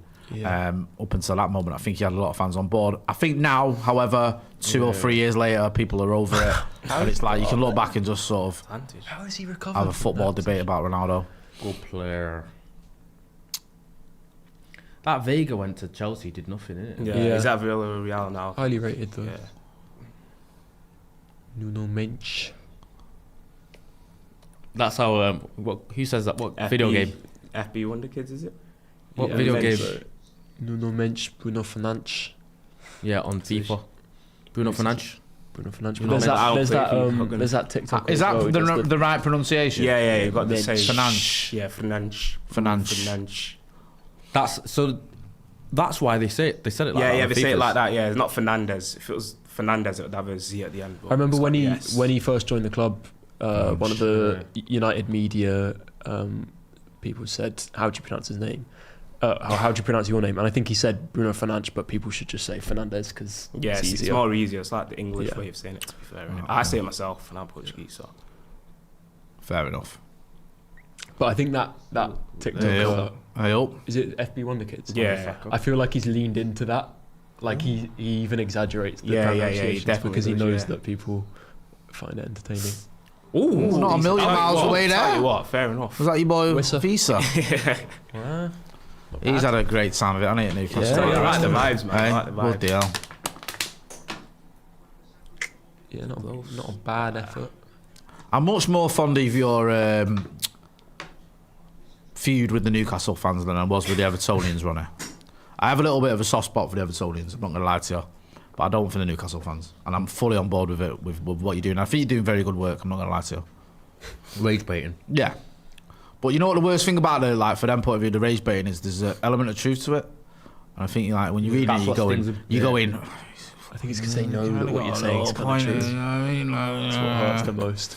Yeah, because rage bait's only effective when there is a bit of truth. You need a bit of something there. Do you know what I mean? What triggers if it's just complete nonsense, you can just ignore it and go, you're waffling. But when there's like something there that you know, you think, he's kind of got a point. It's a little bit more. Congo there with a little reminder that a little bit of something. It's not. A lot was made about the suits. Yes, is this the ones where the entrance to from the airport was it? Yeah, with the leopard print. What's that called? Like a sash? I don't even know what it is. Yeah. It was. Well, what did you make of that? Were you a fan of that? I thought it was swaggy. Yeah. It looks stylish. Yeah. Yeah. Fair enough. United States of America. It's not. How's your predictions gone so far? Have you sort of after the initial round of games? Or no, we're not quite through the first round of games, but some of the predictions you've made as a booking already here. Who's that? That's Bernardo Silva getting his obligatory booking. Is it Ronaldo? Ronaldo's saying to him, "That's one foul and you're giving him a booking." Like, come on. He tends to do that though, Bernardo Silva. He doesn't get many red cards, I don't think. I think he's one of them where he gets a yellow, he'll pack it in a bit. It's a bad touch from him, which is not normal. Got the ball. Yeah, I tell you what, yellow's valid. Catches. Even though it's his first yellow is valid. I think he catches a bit. He had a good season, Silva. I thought. Especially towards the end, he suddenly got thrust into. He's been a good player for City, unfortunately. He's a little weasel that everyone hates, but you hate him because he's good as well. If he was crap, you wouldn't care. Now he's at Real Madrid. He's a proper rat, though. Yeah, he is. I'm not gonna lie. In terms of predictions, the one thing that I've got right so far is I said Spain might disappoint this World Cup. I said that on another video. Yeah, that was a good shout. I mean, it's not over yet by any stretch, but prediction or anything. But that's a turn. That my days! Hit it. Wow. To be fair, he looked to his right and he saw. He looked to his right and he saw Wan-Bissaka. So he was like, but Wan-Bissaka from that position. Remember Newcastle? COVID. Top. Do you know what the thing is though, Finn? Everyone remembers that. Everyone remembers because it's the only one he scored. It's such a collector's iron. Do you know what I mean? Like, but he's got it in his locker. I'm not gonna lie to you. I'll always root. I remember City at Old Trafford. The little run he went on. Yeah. We beat him 2-1 under Ten Hag. And he went on a run. I think he did it on two, but there was one in particular where he just looked like prime Lionel Messi for about 12 seconds. I think he was a kind of better dribbler and ball carrier than people gave him credit for because he looked so unorthodox in how he carried the ball, but he rarely lost it. Oh, I don't know. Actually, I better. Is Portugal on the counter? Nice. Oh, good tackle. Held on to it all right at first, but he was out on the floor. Who is that? My eyesight's so rubbish. Yeah. Haven't seen Bruno yet. Yeah, Bruno's been bang on cue.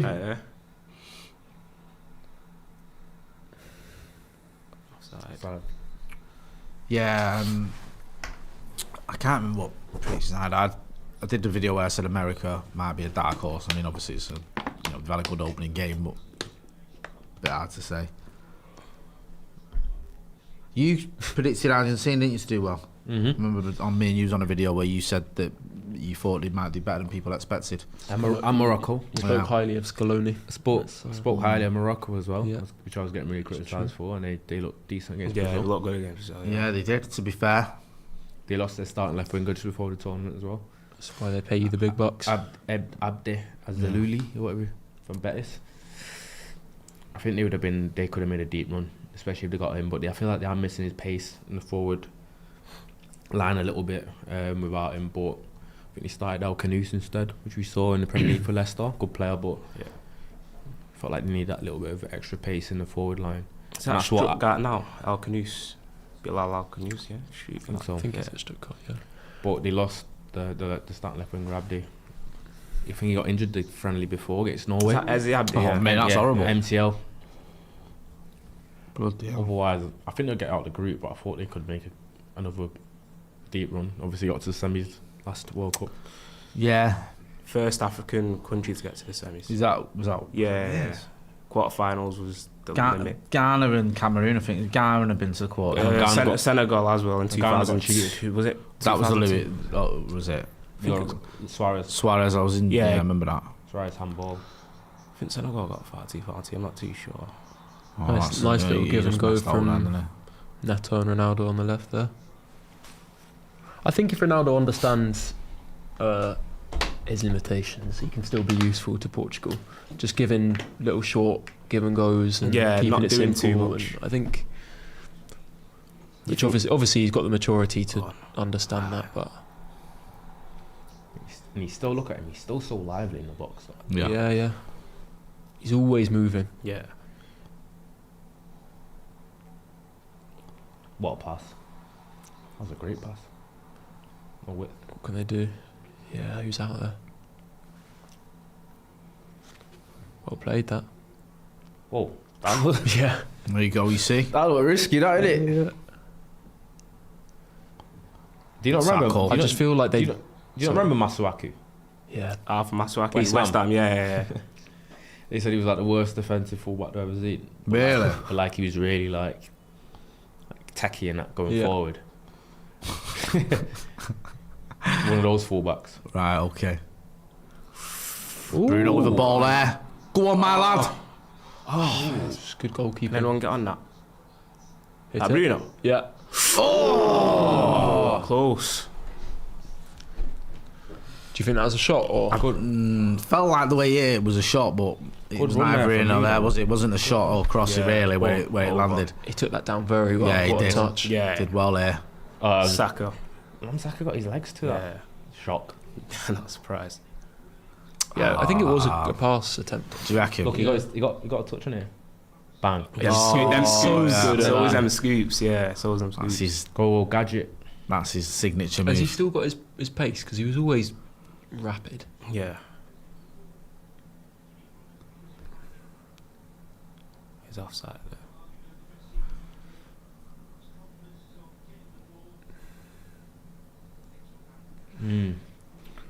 20 minutes has flown by there, Yeah. It's been an entertaining a bit of action already. We've already had a goal, a couple of other shots and that. It's been alright. Still think Portugal win this comfortably, but do you reckon? Congo have at least shown a bit where they can maybe threaten. How do you think they'll do in the tournament? Congo? Chris? Yeah. No, Portugal? Yeah. I reckon we'll get Portugal quarter-final. I think if we finish first, I think we'll end up versing Argentina in the quarterfinals.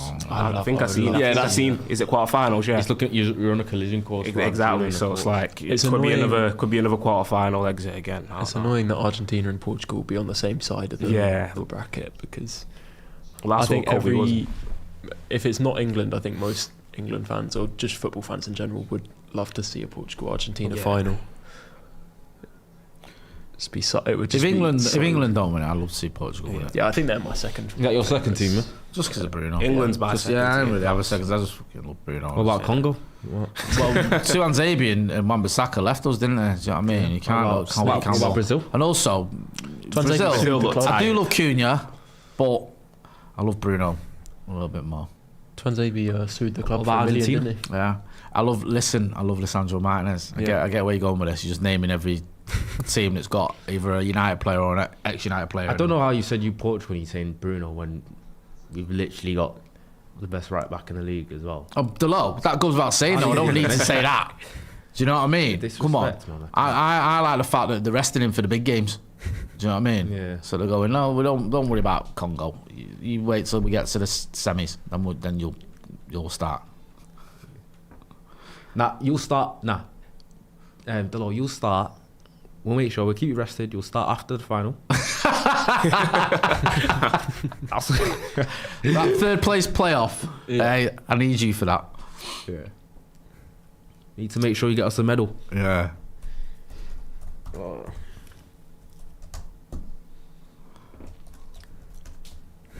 It's an interesting name. It's DR Congo, people say doctor. So it's Dr. Congo. It's Democratic Republic. Yeah, Democratic Republic of Congo. Yeah. Aren't they the opposites, Democratic and Republican? No? Oh, it's Republic Republican. is Republican. you're thinking Democrats and Republicans in America? Yeah. Right, okay. So a republic usually is There democratic. will be someone that doesn't follow 'Cause, football that says, why have they got both in their name? Yeah. Probably a few Americans are saying that Yeah. right now. I already saw that there were a lot of people upset with around doing well, Really? What, Americans? saying like one of the celebrations apparently was because he did like bam. Really? I'm like, we've seen Yeah, players do that before. Yeah, loads of players have done that. What about Phil I Foden? feel about to say Anthony Phil Foden. Gordon. Anthony Gordon, yeah. Did you ever see that tweet where the guy complained about Phil Foden's celebration and tagged in like Joe Biden and GMP and all that? It was so funny. Yeah, they're staying in. This is a disgrace. Like Yeah. tagged in like Kamala Harris and just loads of like GMP and the BBC Sancho. and just random like accounts. Like we need to stamp this out kind of thing.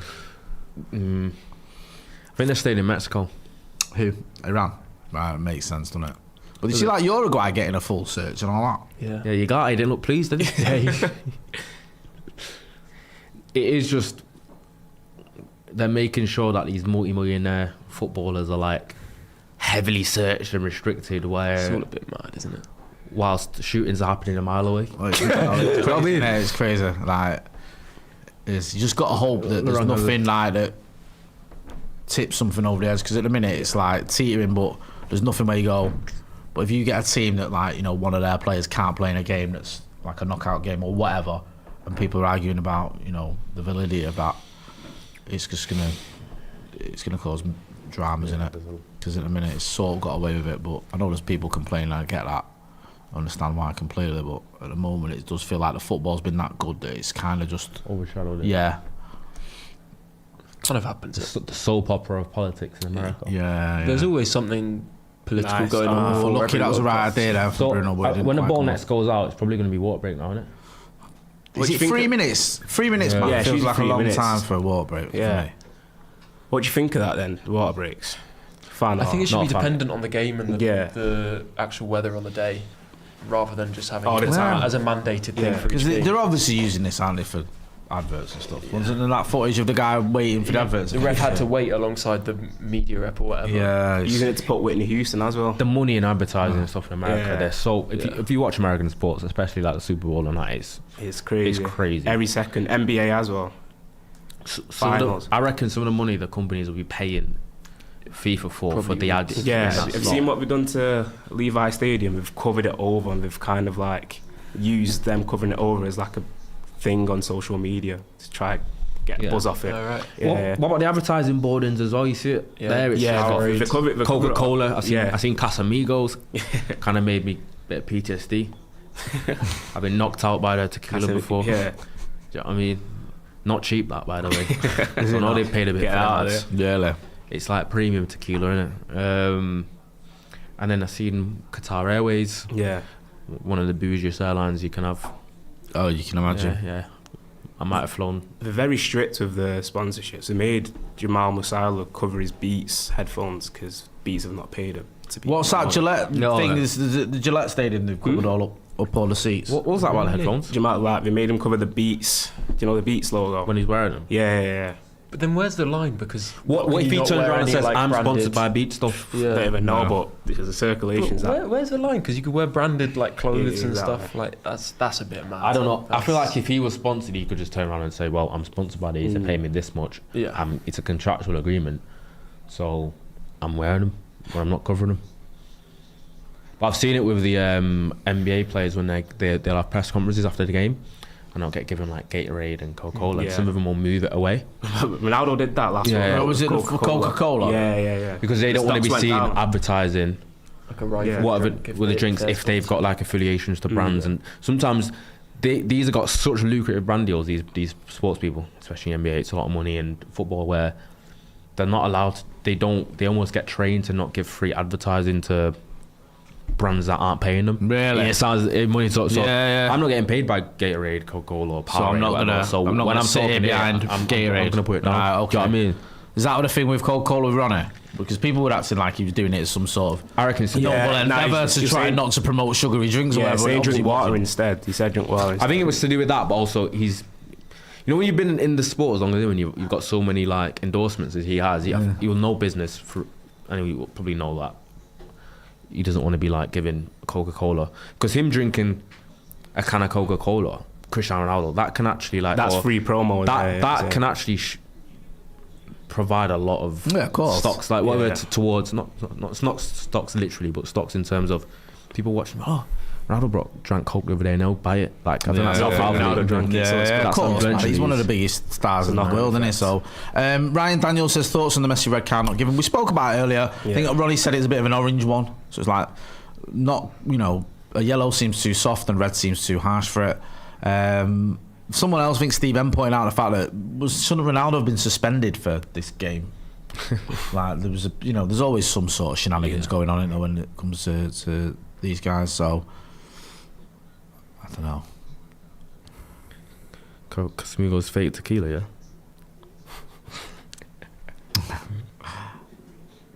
So halfway through the first half, we just had the first water break.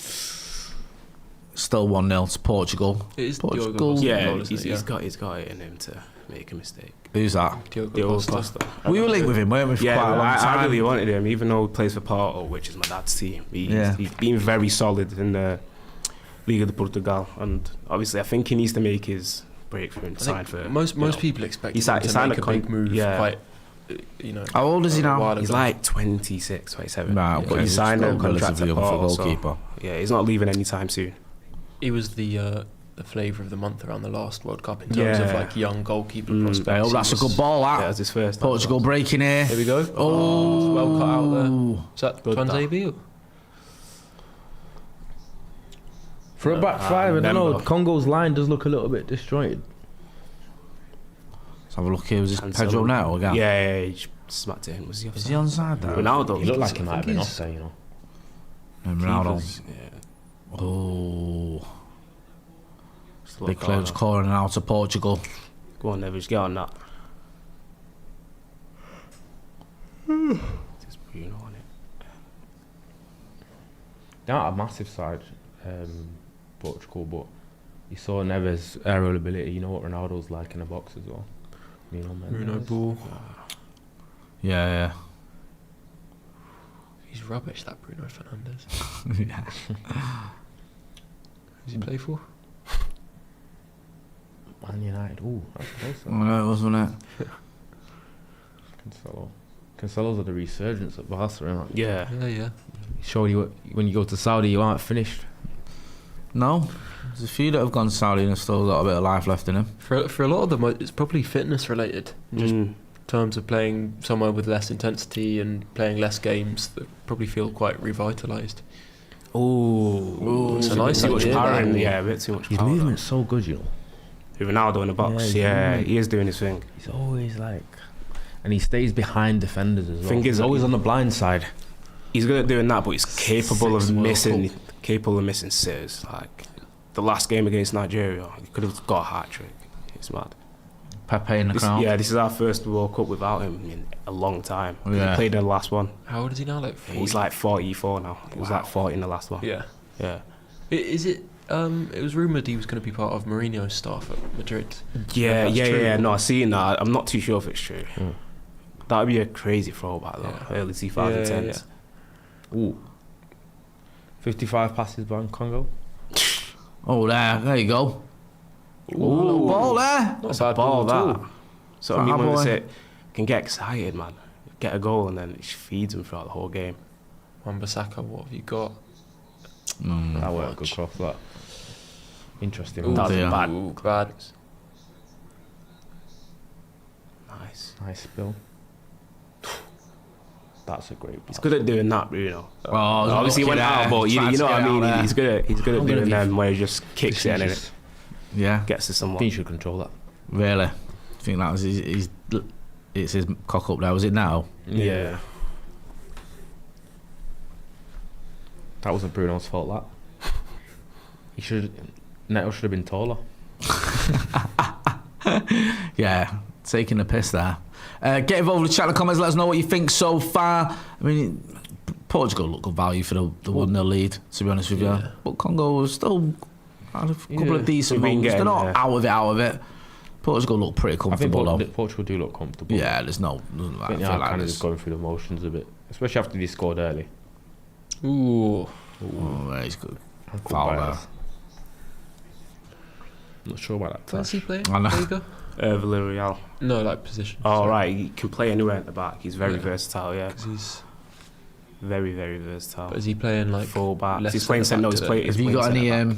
Yeah. Has anyone got any gate? Have you done the fantasy? The Oh shit! World Cup fantasy? I'm annoyed I'm out of round 1. You know. I can't believe you of all people didn't get on it straight away. Have you not done it, Finn? I did it. I just haven't checked my team. Have you done it, Chris? No, I'm not on fantasy. Not World Cup. Yeah. Premier League dragged the life out of me. So I'm skipping it. Have people done fantasy? Let us know. Producer Harry, smashing it with his, I think. Mine's been a bit. Is he a sweat, yeah? yeah, he's been quite clever with it. You see my team? I mean, I got Mbappe there. That was a difficult decision. Whoa. I wanted to see where he was in the league. I won't be very high. Maybe it's because you can't see it whilst the game's on. 32 points. Where's our league? Leagues. So I'm giving everyone a head start, and look, there's that many rounds. I like it's it. Not there. It's not letting me see. I have to see it on the app. Sorry, getting a bit sidetracked. But Not really. It's World Cup chat. yeah, I guess. I think out with the players I picked as well, I would have done well. Yeah. Which is a bit jarring. See, I'm 1,781st in the total. That's quite high in the general population, though. So we'll see. Not too bad. Right, why is it saying I've got no total points? Did my team not submit or something? I hope so. Oh, is it? I can't see where to view my team on the app. Mounier on the bench. I had Haaland, I had... It's a great turn there. Little deflected shot there, but Costa's got it.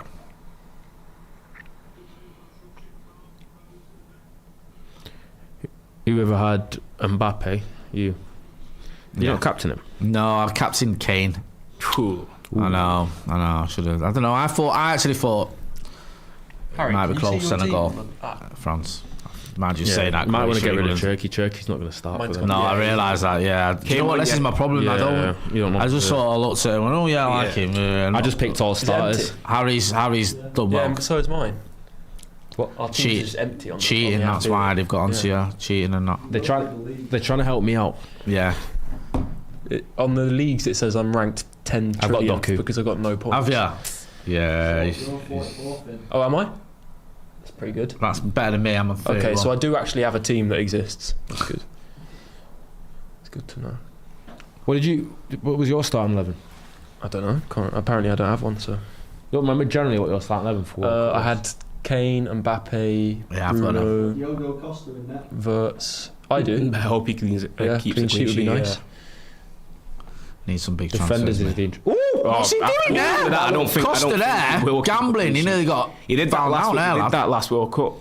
So there's a Premier League player for Congo on the bench apparently. Which everyone's confused by. What was that? Sorry. There's a Premier League player on midfielder that's on.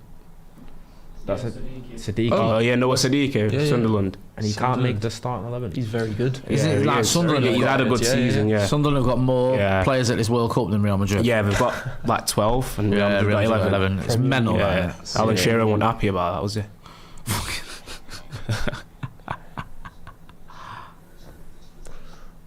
I captained Mbappe, so he got 26 points. Nice. Hey mate, that was a Congo throw, that surely.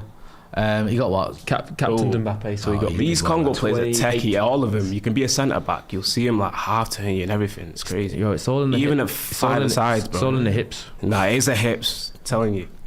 Congo are known for having with the dances and stuff. Snake hips. Obviously, it's not scientific fact, but I'm about to say, a study's been done on this. It might be, do you know what I mean? It might have a brain down. It might have its own. Steve M's asking, are we going to take a break or keep streaming? We're going to take a break. It's going to be a different firm for the England game, so we're going to have a little break. Firm, you know? Then we're going to have a new mob. A new roster. Yeah, a new roster. Going to make it proper. As you say now. What? Proper what? England. Hey. Proper, this is England. Hey, you know what I am? Kind of is a bit. You might notice the difference when you tune in. We're going live at. Trust me, you will. No magnums in sight. Yeah. It's gonna be 11. Oh, go on.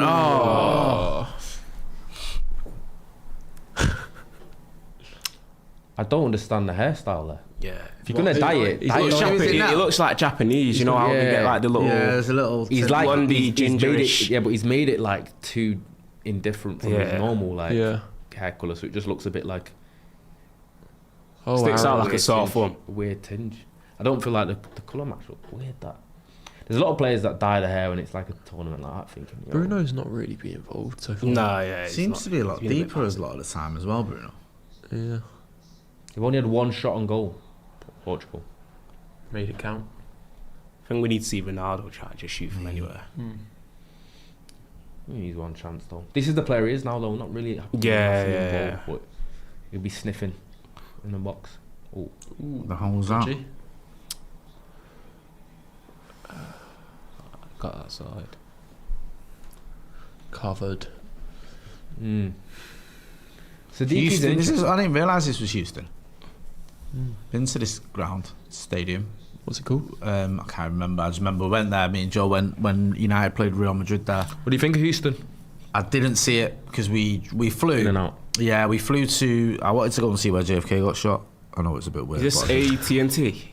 Yeah, it might be. Yeah. So we flew to Dallas. He's offside. Surely. I think. He must have been off. I think he was, but they'll wait. Bro, that was a poor ball anyway. I mean, I don't think he was offside. That's a bad ball again. Mad.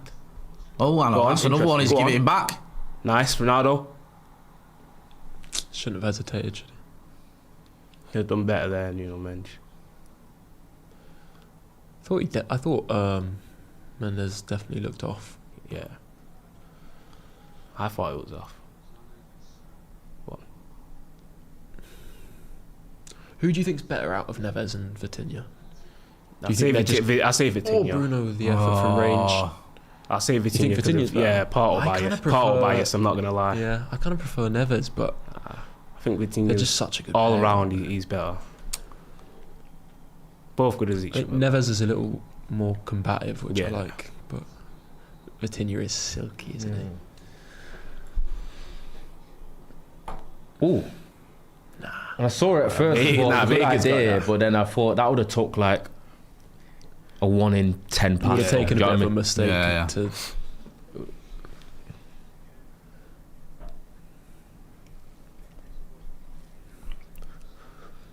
I don't know. I feel like I've seen a lot of this stuff in the tournament where the lesser teams, they can look a little bit sharp on the breakaway, but then it's just that little bit of quality at the end of it. Yeah, definitely. We saw it yesterday, didn't we? With Senegal all the times. I low-key think England will win comfortably late, you know. You what, sorry? I think England will win. Faith in England later. Do you reckon? Yeah. I think there's too much of a physical mismatch between them and Croatia. And Croatia have a lot of... They still have a lot of ability in the team. But it's a lot of the older spine. They're very techy. Kovacic and Modric and whatever, but I think the age. Surprised Mandzukic is not there. We've got all the old old ones, team, innit? man. Yeah. It's an old team, Croatia. They were unbeaten in qualifying. Went unbeaten. Went unbeaten in qualifying, but this season I think he looks a bit off it. Who? Kovacic. He's not. I think he's been injured for most of it. No, but when I've seen him play, he's not look. Yeah, he's not look great. I forgot he played for City. He's only played a few games. Whenever you've seen him come on or whatever, I think he just. And Kovacic has always been one of my guilty pleasure players, where I've always rated him. Yeah. Oh my. He's won the Champions League every club he's been to. So I've always thought he's a good player. yeah. Well, he's won. Oh, he's got 3. Yeah, Real Madrid, Kovacic? Chelsea, and City. 3 yeah. Champions Leagues. That's one of those stats that feels fake. Yeah. It's true. The only team he's not good at is Inter Milan. Yeah, you're not an average player if you played for the teams he's played for, innit? Yeah. That's true. Yeah. Inter, Real Madrid, Man City. Who do you think's the worst Chelsea. player to have had a career where they've played at like 3 or 4 of Europe's best There are a clubs? couple of those. Where Is there you look anyone at that's their- just you like look at failed them and you upwards think, how throughout did their they career? have that career? Yeah. Trying to think of a player. Get involved in the channel comments. Let us know what's the question, Finn. Who's that? Who's like the worst player that's played at like 3 To or have 4? a great resume. One of those players who kind of fails upwards and just Oh, right, yeah. Smalling. Great Oh. So it's PSG. Yeah. to I don't think Munich. that will be beaten, that shout. Yeah, Yeah, I think that Keep might be promoting. best. But you've already won. Yeah. Let's see what the chat's saying. Is anyone? Kevin Prince Boateng says. Yeah, I hear that. Barcelona in like 2019. Mason Mount says Unclave. Oh, that's harsh. Morata. Morata's a good one. Says, Although Morata's been Played for striker Juventus, at times. Atletico Madrid, Chelsea, like all sorts. Kevin Prince Boateng is harsh because he had some good. Yeah, he did. Griezmann is egregious shout, by the way. Yeah, no, he can't be having that one. Come on. Hell. Lukaku says George Best. Maybe a bit He's harsh. not really. I wouldn't out say there. Lukaku. And he scored a lot of goals. He was great at Inter. He was good in his first season at United. Morata's up there with you promoting. Morata's resume Morata's is mad. great. Nah, he was a really good striker. He had, Juventus, I think he's an underrated Atletico player. Madrid, Chelsea. Yeah. Has he played for Real? Yeah, Yeah, yeah. he Real played for Madrid. yeah. But Wow. I rate him a lot though. I think he's He's at Como now, I think. yeah. Do you not remember the goal at Anfield? That's all. Wait, that's all Morata, I swear he care played for AC Milan as well. I think he played for I think he's AC played Milan. everywhere basically. Has he played for? No. Let's have a look at Morata's. I think Keep he's resume. played for promoting AC or Milan. even played for the mighty Stoke. Yeah, No, man. from Stoke to like Morata's PSG. had a few clubs, to be fair. Mm. So it's Real Madrid, Juve, Chelsea, Atletico, AC Milan. Yeah.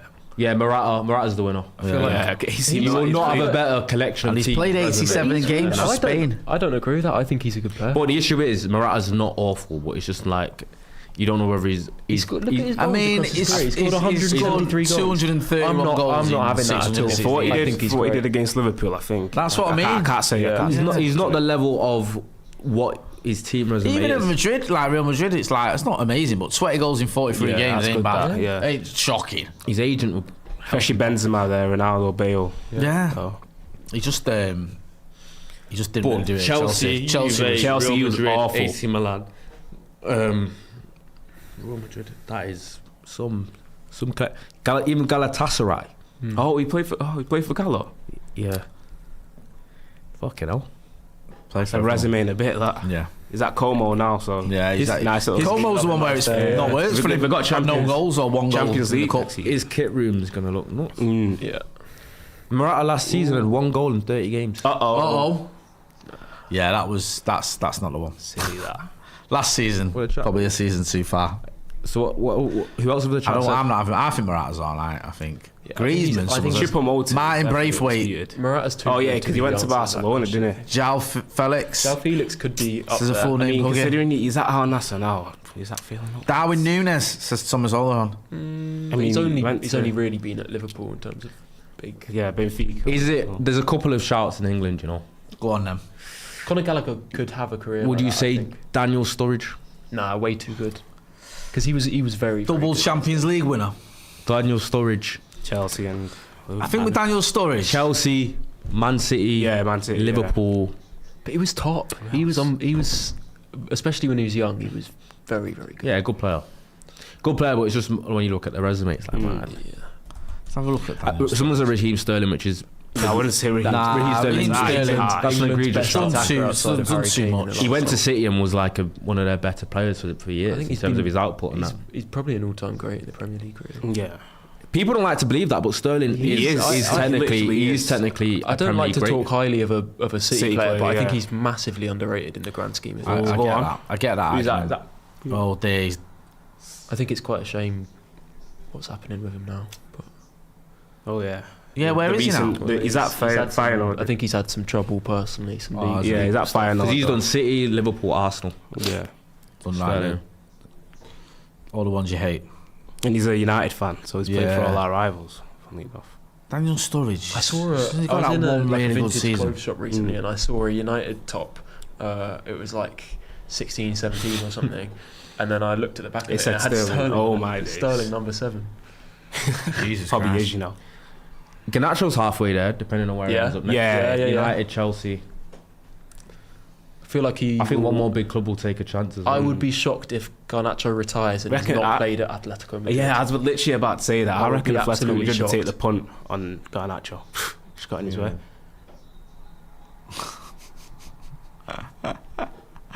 What's the question, says Banonkers. So it's who's the worst player that's had an illustrious career in terms of the clubs they've been at? Yeah. Like, so you've got to play for some of the top clubs in the world and not really done much for him. Is the sort of the question. Basically, the question is which player has had the best agent Yeah. in time? Do you know what I mean?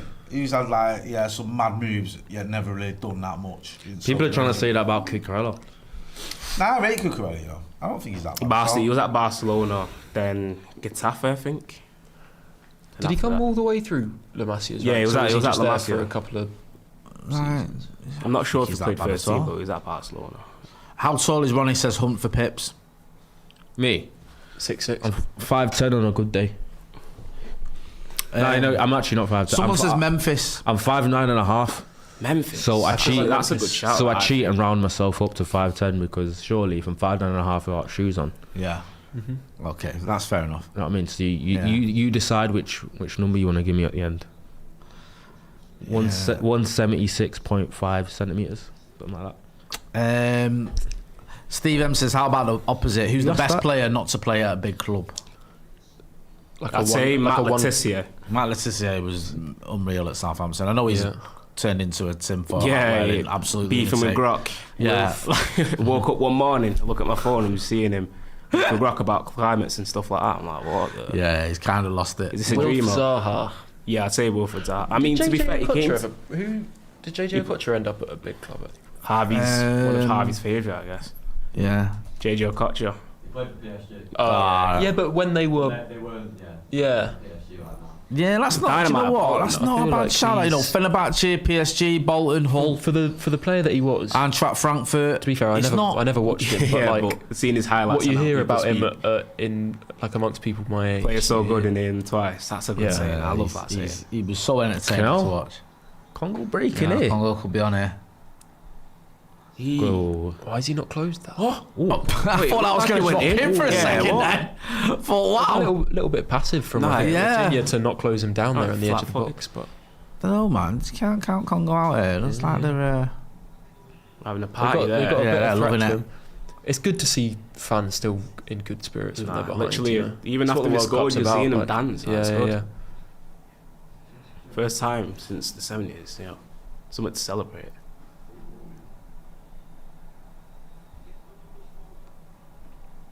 It's mad how Nigeria not playing in this World Cup. Yeah. And Congo out. It's actually insane. It's crazy. Are there any other shouts for that question?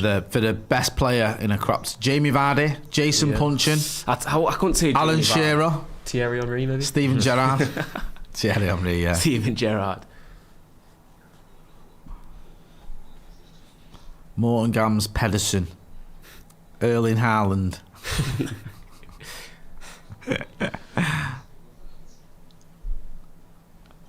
So we've almost done here now. Is it a Congo corner here? Bro, he barely touched. Wait, he was on the floor there. Is it? It's not is it a free kick? Right, okay. He's making a lot of that. Who's that? Mbembo? Mario Balotelli is another shout. I think that's a shout for the player that's been at big clubs that didn't do out. Yeah. Could have done a lot though. Yeah. He was a bit of a soul proper, wasn't he, Balotelli? There's always something going on with him. Do you know what I mean? I just thought he was okay as a player, but he's like quite exciting off the pitch as well in terms of all the shit that went on with him. And he was at City at the right time as well for him. Well, they wanted a character, didn't they? Yeah. So it is a corner to Congo. And they're just sorting out what's going on in the box. It's probably going to be like one of the last kicks of the game. This.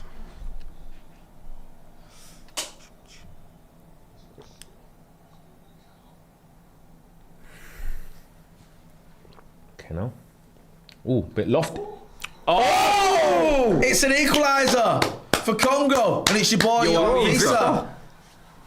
Wow. I was actually watching him work in that corner thinking, what are they doing here? Yeah, here it comes. I knew there was going to be. That's the best thing about the African nations, but they always have a little bit of a. For half time, too. Damn. Oh, I love it.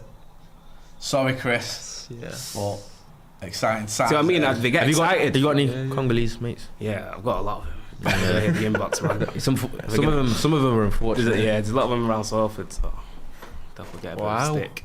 Game on. Because it was a dark time when they beat Jamaica, because there are a lot of I wanted Jamaica to go in. Roberto Minus fired, says Sleazo James John.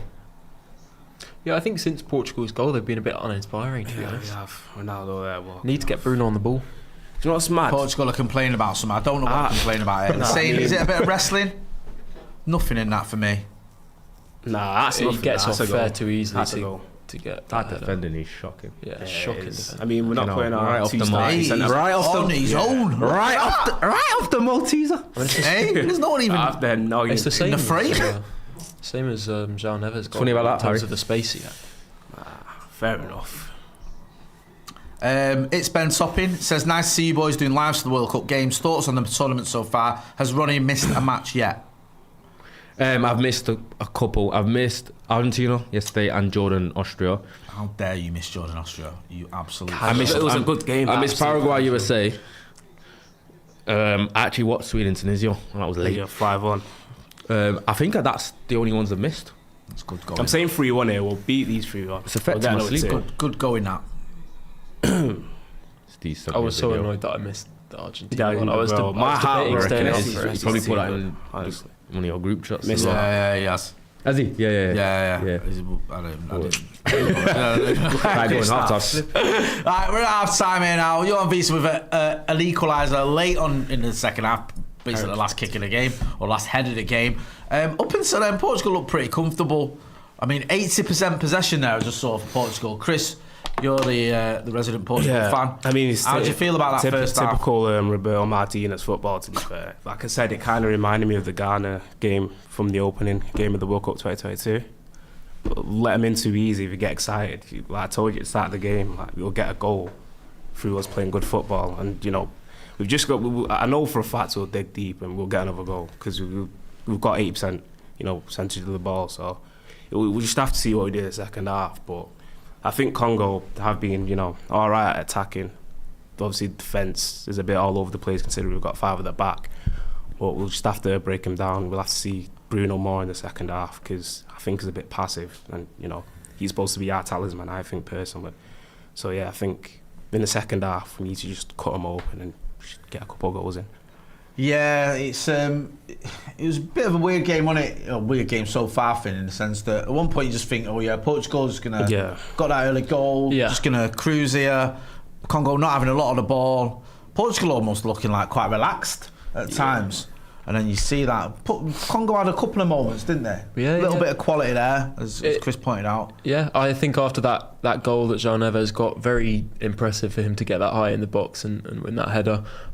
It looked like it could be an ugly one when all is said and done at the end of the day with this one. But Congo have had threats of their own. I think Wissa's been quite a good outball for them in transition, and Portugal haven't done enough with the ball when they've had it in attacking areas. I think there is an obvious disparity in quality here. I think especially on the ball, Portugal just have higher quality players in general. But yeah, I think they need to get Bruno on the ball more. Yeah, I agree with that. I don't think he's been kind of profiled properly this game. He's been a little bit deeper than he needs to be at times. I think get Bruno on the ball in central areas and he can provide that kind of final ball that they've maybe been missing. I do expect more from them in the second half. Where was that from Vissel when he was missing sitters at the Emirates? Yeah. Salaries. I don't know, man. But anyway, I think the team just looks slightly underwhelming and like quite mediocre. Which team? Like a bit of tempo. I think the back four look a little bit shoddy for Portugal. All right, okay. Bernardo Silva has been pants. He's been awful. Right wing. He's always passive for Portugal, so I'm not surprised by that. He's not a right winger for one, especially he's not. If you're talking about athletic age for a position, Bernardo's probably 55. If you're thinking of a right winger, he's not the quickest. He's lost a little bit of his athleticism. It just looks quite poor. He's just getting eaten alive out there. Bruno's been completely uninvolved, so he needs to get involved in the game more. And then a couple of times when he has gotten the ball, he's given it away as well. So obviously, I'm not here to sugarcoat it for Bruno. Bruno needs to rise up. He needs to rise up. I'm looking forward to seeing him today, man. This is what I've been looking forward to. Ronaldo up front as well, man. Like Ronaldo up front, I feel like his movements looked a bit sharp at times, but you can tell he's not quite what he was. But I think the service hasn't been the best. I mean, we're just seeing some highlights. Just balls that aren't really great. No matter how good you are, there's nothing you can do with some of this. Neto's initial cross was really good, but he's done nothing for the rest of the game. Yeah, he doesn't have that final ball. Yeah, it's not been great from Portugal. I know it's only a doors, and obviously, you know, they did get the opening goal. Jay, I expect a formal apology to the nation of Australia after your predictions video. Says Jay, man, I can't remember what I said, but forgive me for sorry, Australia. Obviously got that completely wrong. Christiano is right, says Red Devils. 3-0 win, says Portugal got what they deserve. So passive and nobody takes on their man. Spain 2.0. Defo need to bring Leao or Conceição on for the I rap. think we should bring Leao. Silva, says Nidge. You boys doing England game, says Benonkers. Yes, we're going to have a little break after this. It'll literally be like a 5-minute break or something stupid, because I think the England game kicks off at 9, so we'll be going live at like 8. So this will end, and then we'll go straight to the England game. But yeah, we'll be covering that. Yeah, I mean, look, we saw it last night, didn't we, Ronnie, with France, where the first half not that great. Sort of, you know, Senegal probably had the better chances, and then the second Senegal are a much better side than Congo, though. Way better, I will say, and that is, and I think France still had a little bit of their moments, but Senegal are one of the better. They're definitely a different level from Congo, which is interesting because my question there is then, could you think that Portugal could? I think Congo actually got a result against Senegal recently. Let's have a look. But Senegal obviously do have better players across the board and a better squad, of course. But I think Portugal have been very kind of like lethargic, not really been at the races. They drew in December, if that's what you're on about. Yeah. They've not been at the races. I think Congo's back line doesn't look the most secure as well. I just feel like they've been. I think they scored early, and I don't know if them scoring early was actually one of the worst things that could have happened, because I feel like they took the foot off the gas a little bit. You're 1-0 up, you can chill against a team that's not very highly ranked, so we'll be all right. And then went through the motions a bit. Yeah, I definitely feel like that, and I agree with what everyone said here. Sorry, Ronnie, looking at the Jamaica result there, I do feel like Bruno hasn't got on the ball enough. I don't know whether it's too deep or he's just not getting involved enough. We'll see him on it a lot more. And like you said, I don't think Bernardo Silva's done much, to be honest, other than getting booked. Need more energy on that. Yeah, sure. No, it makes sense. They are nicknamed Les Leopards. Yeah, you can tell by the leopard stuff. So that's why they all came rocking up wearing leopard skin stuff. Yeah, so that's in Lisbon, and then we've got. Hey, tell you what. That is great. That's balls. That is very brave. I'm not lying to you. Wow. Look at the reactions of the fans. Wow. The fans are not minding it. Nah, they're kind of. Game's a game. I mean, there's like. If that was in England. It looks like there's about in Lisbon town centre there in the square. It looks like there's about 20,000 Portugal fans, and there's about 10 Congo fans celebrating hard when that goal goes in. And the Portugal fans are just kind of like, if that was Britain, right, all them people there were just getting battered. They would be saying something. The form would have more seats. Yeah, it'd just be like, do you know what I mean? There'd be riots and all sorts going on. It'd be horrible. We do know that. We'll be honest, I'm English, but like we are a little bit more. We're a bit more miserable. No, we're a bit more miserable. Yeah, and a bit more racist. Nah. You. Definitely I've gone into Europe. I wouldn't say that's the case. But they were a bit more miserable in it. But that was brave from the Congolese fans. That was it, man. But they know their environment. Do you know what I mean? They obviously felt confident to do that. It's just the optics of it looked mental. Right, Bruno, get on the ball, get some assists, give Ronaldo some goals so we can keep this sort of excitement going with Messi and all the rest of it. But we'll see. Let us know what you think in the chat. Abhinav Verma says, honestly, Bernardo Silva is a little shit who is a waste of space taking up Bruno's position. He's been a member of the academy for 61 months. Thank you. Heaven Soul says, because it's so few of them, you can let them get away with it. They could just be tourists. That's fair enough. I mean, Portugal playing Call of Duty, says C.J. James John. No one marking Visser at all, says a full name Huggy. No, he weren't. He was completely on his own. Roberto Martinez is a Spanish Gareth Southgate, said Red Devils 98, 99. Spot on. Are you not a fan of Roberto Martinez? That's harsh on Southgate. I think because Southgate's the only reason I'm not a fan of is, like I said, golden generations. You had Belgium, you had like Kevin De Bruyne, you had Eden Hazard. How would they put him in charge of two golden generations? Exactly. So I mean, that's why initially I wasn't a fan of his, but but he might not pull that on there. He might have just said it now. They'd be sitting down in that meeting with Portugal thinking, right, we've got a bit of a golden generation on our hands now. Which manager is going to do a good job with that and get the best out of them? Oh, let's go for someone who's absolutely ruined Belgium's golden generation. The most they got was third. We could have got final easily. I'm saying Euros. Sabotage job. Yeah, exactly. 2000. I don't think he was the manager in 2016. Who was it? He was there 2018 though. Yeah. Belgium. Sure. Yeah. I was about to say 2016. Yeah. Yeah. So that's that. Yeah. Right. I mean, there's a elite lineup doing the rounds. 6 hours ago. 6 hours ago, this was on, and Ronnie's had a message that. What? Ronnie may or may not have had a message of someone he knows that sort of is the same lineup. We don't know if it's not confirmed, but the elite lineup, according to the internet, if you can just call it that, is that it's going to be Pickford, Konza, Stones, James, O'Reilly as your back five, Anderson, Rice, Bellingham as your midfield three, and Gordon, Kane and Madueke as your front three. But we'll see, because that might be a load of rubbish. So, yeah, I don't Stones. know. I don't know, man. I don't know. We'll see. Well, the thing is, like, a lot of people will be losing their mind over, like, certain, if that is true, about, like you say, John Stones or even Andy Gordon over Marcus Rashford. And I do get it. I don't think there's an outrageous shout in there in that lineup. I think it's it's debatable, innit? Some people say, like, what's Madueke doing starting or whatever, but he's there or thereabouts, innit? He played the other day, so I don't know. We'll see the city list, Madueke. Yeah, I mean, I know a lot of people hate on Madueke, and you were talking before about numbers running, and his numbers aren't great. I think his numbers have never been that good. But when I watch him, I do think he's dangerous. I do think he's got a little bit about him. And one thing I like about him, he runs at defenders, he tries to make things happen. So I'm not his biggest fan by any stretch of imagination. I just don't hate him quite as much as other fans tend to. I think he's become a bit of a poster boy for hatred for a lot of England fans. Where like, what is he doing in the squad? Mm-hmm. Where... him and Henderson. Yeah. Henderson one, he just... I don't get that.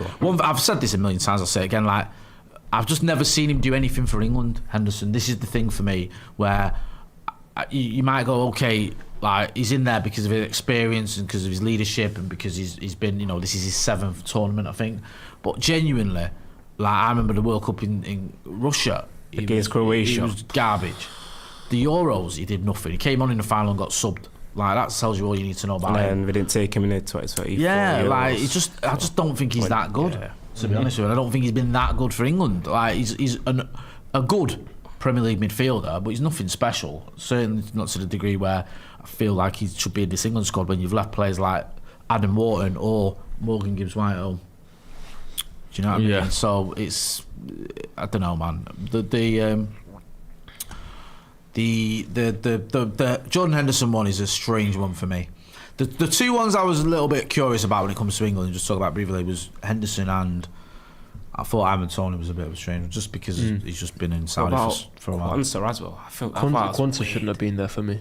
Shouldn't have. Yeah, Joel Quansah. I'm going to be. Oh, I thought you meant Quansah. No, Quansah should be definitely. Quansah. I've not. Where's he at? Leverkusen. Yeah, I've not watched any of him this season. Signed under Ten Hag. All I remember him from United was setting up Bruno. Yeah. What an assist. Yeah. I don't rate him. I feel like there's a lot of questionable decisions. I still think the lineup is good enough to get a result, but it's just. Is anyone watching this? This is England thing, by the way. I think it's. Why have you got that? It looks going on? like a Dear England. Oh, Dear England. Yeah. Sorry. I haven't. I've seen the clips on social media, but I don't even fancy it, to be honest with you. I don't be asked. If he's won the World Cup, or say if England won the World Cup, I'd understand why they're doing this, but we've got semi-finals and stuff like that. Why are we doing it? I'm saying. Paddock 32 says the fact that Harry Maguire isn't at the World Cup is a disgrace. Do you think there's any value to his social media rant having any influence on that? And that might have. When it came it's to, easy to say that's vindication for Tuchel to say like, oh well, this is. Or do you think that he did that because he knew that like he wasn't even on the standby? Yeah, I think it was. I think anyone that was massively, I think anyone that was massively upset bringing him in, then he's kind of thinking. I think Tuchel's known for trying to be like, make sure everyone stays below him. Yeah. But I think obviously some people took issue with Maguire kind of hitting out publicly and said, oh well, that's obviously why he's not in the squad anyway because he doesn't know how to conduct himself or whatever. But I think Tuchel's been quite insulting to him even before the World Cup squad selection. You know, he spoke in the press conference earlier in the year, basically saying, "Oh yeah, Maguire is he's not even my third or fourth choice. He's my sixth choice or something like that," without real provocation to say something like that. And I think it was quite insulting and it just wasn't necessary. And I think it's fair that Maguire feels quite hard done by and quite shocked by the way Tuchel's handled that and the way he's kind of treated him, because I think first of all he deserves to be in that squad, but even if he's not, I think he's got every right to say that he feels that he should be.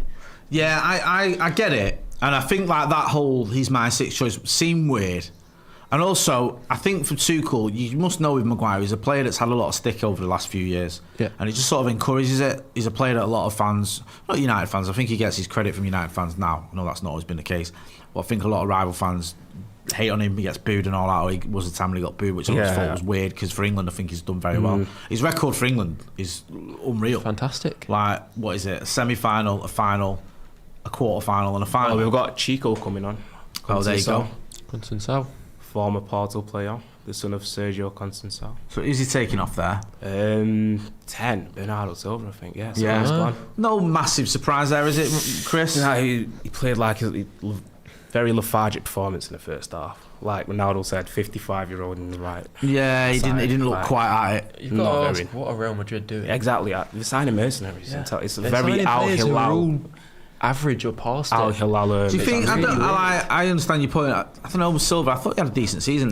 He did, yeah, but I think. And I don't know. Is it like? It's about what's going to elevate Real Madrid. Is there a, sort of the Premier League a little bit quicker idea that maybe get away with it a bit more in La Liga? I don't know. Maybe. I think he could go there and be all right. But like you said, is he someone that can really elevate them? Maybe to be fair with Real Madrid, they've already got their star players and they need players who can kind of pad out and. So maybe that's how Jose and their management are looking at it, but I don't think any of their signings are particularly inspiring. Who have he signed? He signed Cucurella, Dumfries, Canate, Cucurella, Bernardo Silva. It's all just a bit. It is like players that on top, 5 or 6 years ago, Matt. Perhaps people will go in. They're Chelsea signings. Yeah. I guess. Dumfries is what, 27? Oh, is it? Yeah, I think he's in that range. I don't know. Portugal with the ball now. We need to be cutthroat this half. Yeah, it's been a bit. That's supposed to be favourites, so got to show why. Was that Bruno who just got fouled then? Congo haven't made any changes, have they? No. Right, come on.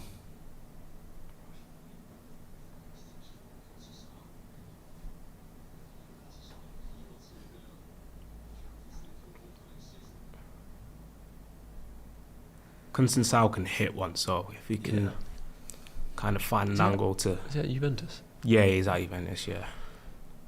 It's not been very consistent there. But I've seen him hit them from range. he can hit some. I think he scored that goal against Slovakia. So he scored recently. That one time. Yeah. I think it was against Roma. Yeah, just a ridiculous strike from distance. Yeah, can hit one. But yeah, he's a clutch player to be fair.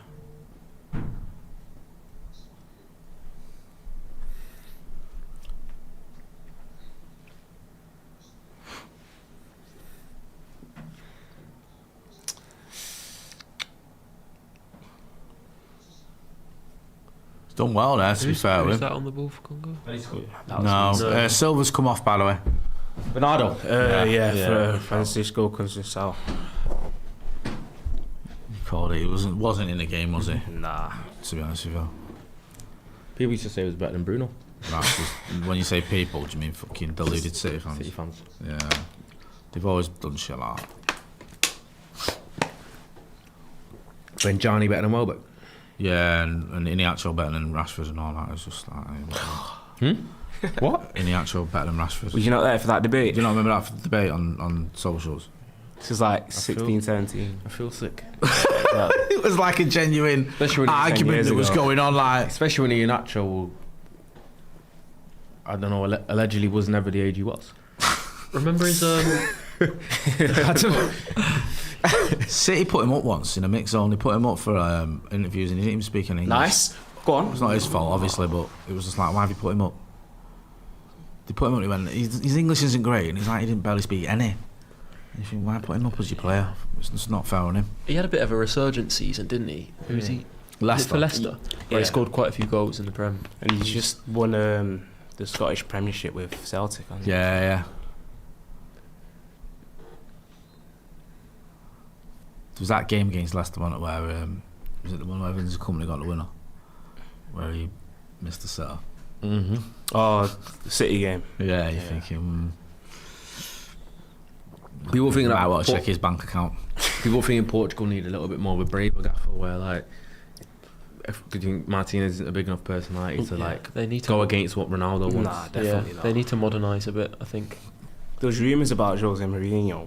Yeah, appointed, but Real Madrid now. So, where's the next World Cup at? Is it? It's in It's in 6 countries. Is Portugal one of them?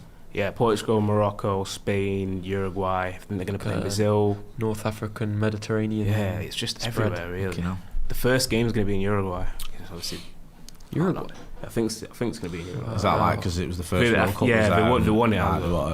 Sort of 100 years in it. Yeah, centenary of it. So historic. He's going in Martinez at the end of this tournament. Yeah, I think Sky Sports said that. That's it. He needs to go out of a bang at least. Come on. I'm not sure why he's going. Very passive today, man. His win percentage for Portugal is 70%. So when was he last involved at club level? I'm not too sure. It's been quite. I think. Effort there, lad. Oh, come on, Congo with a shot. Good save there. Good turn, good effort. They've got something about them, Congo. I told you. It's excitement, man.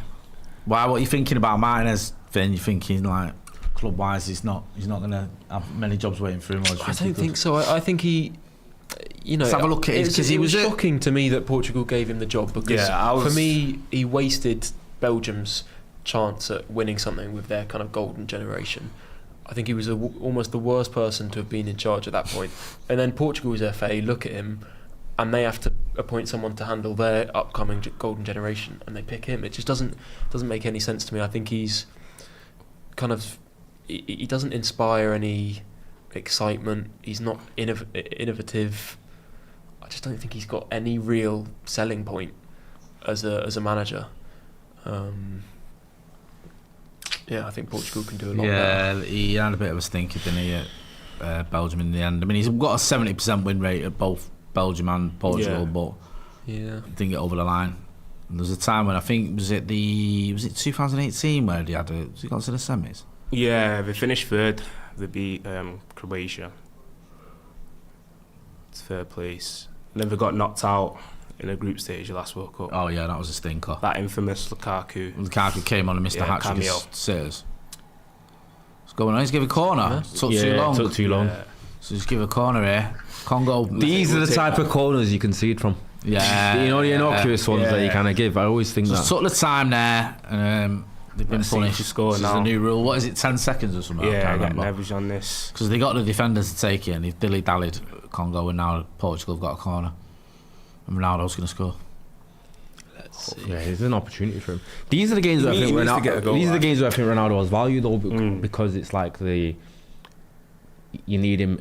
Usually, it's like low block in the box. His movement's so great. What's going on? I was going to say his left foot there. In-swinger would have been better though. I prefer in-swinging corners, me.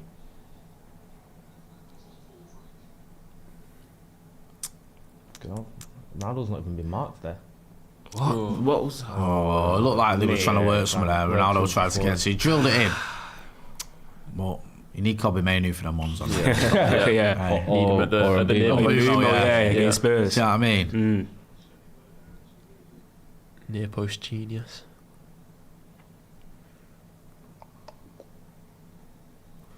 I really hope Mainu gets on later. I know. I'm thinking if he's not the first, he was a bright off the spark bench. the other night, wasn't he? That's what I mean. Very bright spark. Oh, go on. Here he is. If it's Henderson that comes off the bench before him, I'll be fuming. Oh mate, that'll rattle me. That'll be like your guy coming up. I think Mainu will be one of those early. Go on. Go on. Oh, I'll tell you what. Oh, good. What a block. Oh, high for him. Chaos. Yeah, you'd think. I don't know, man. You'd think. Man, you should get on. Oh, Bit of a ropey one. He's got away with it. yeah, looked a bit dodgy. Here's Bruno now. Too much on him, man.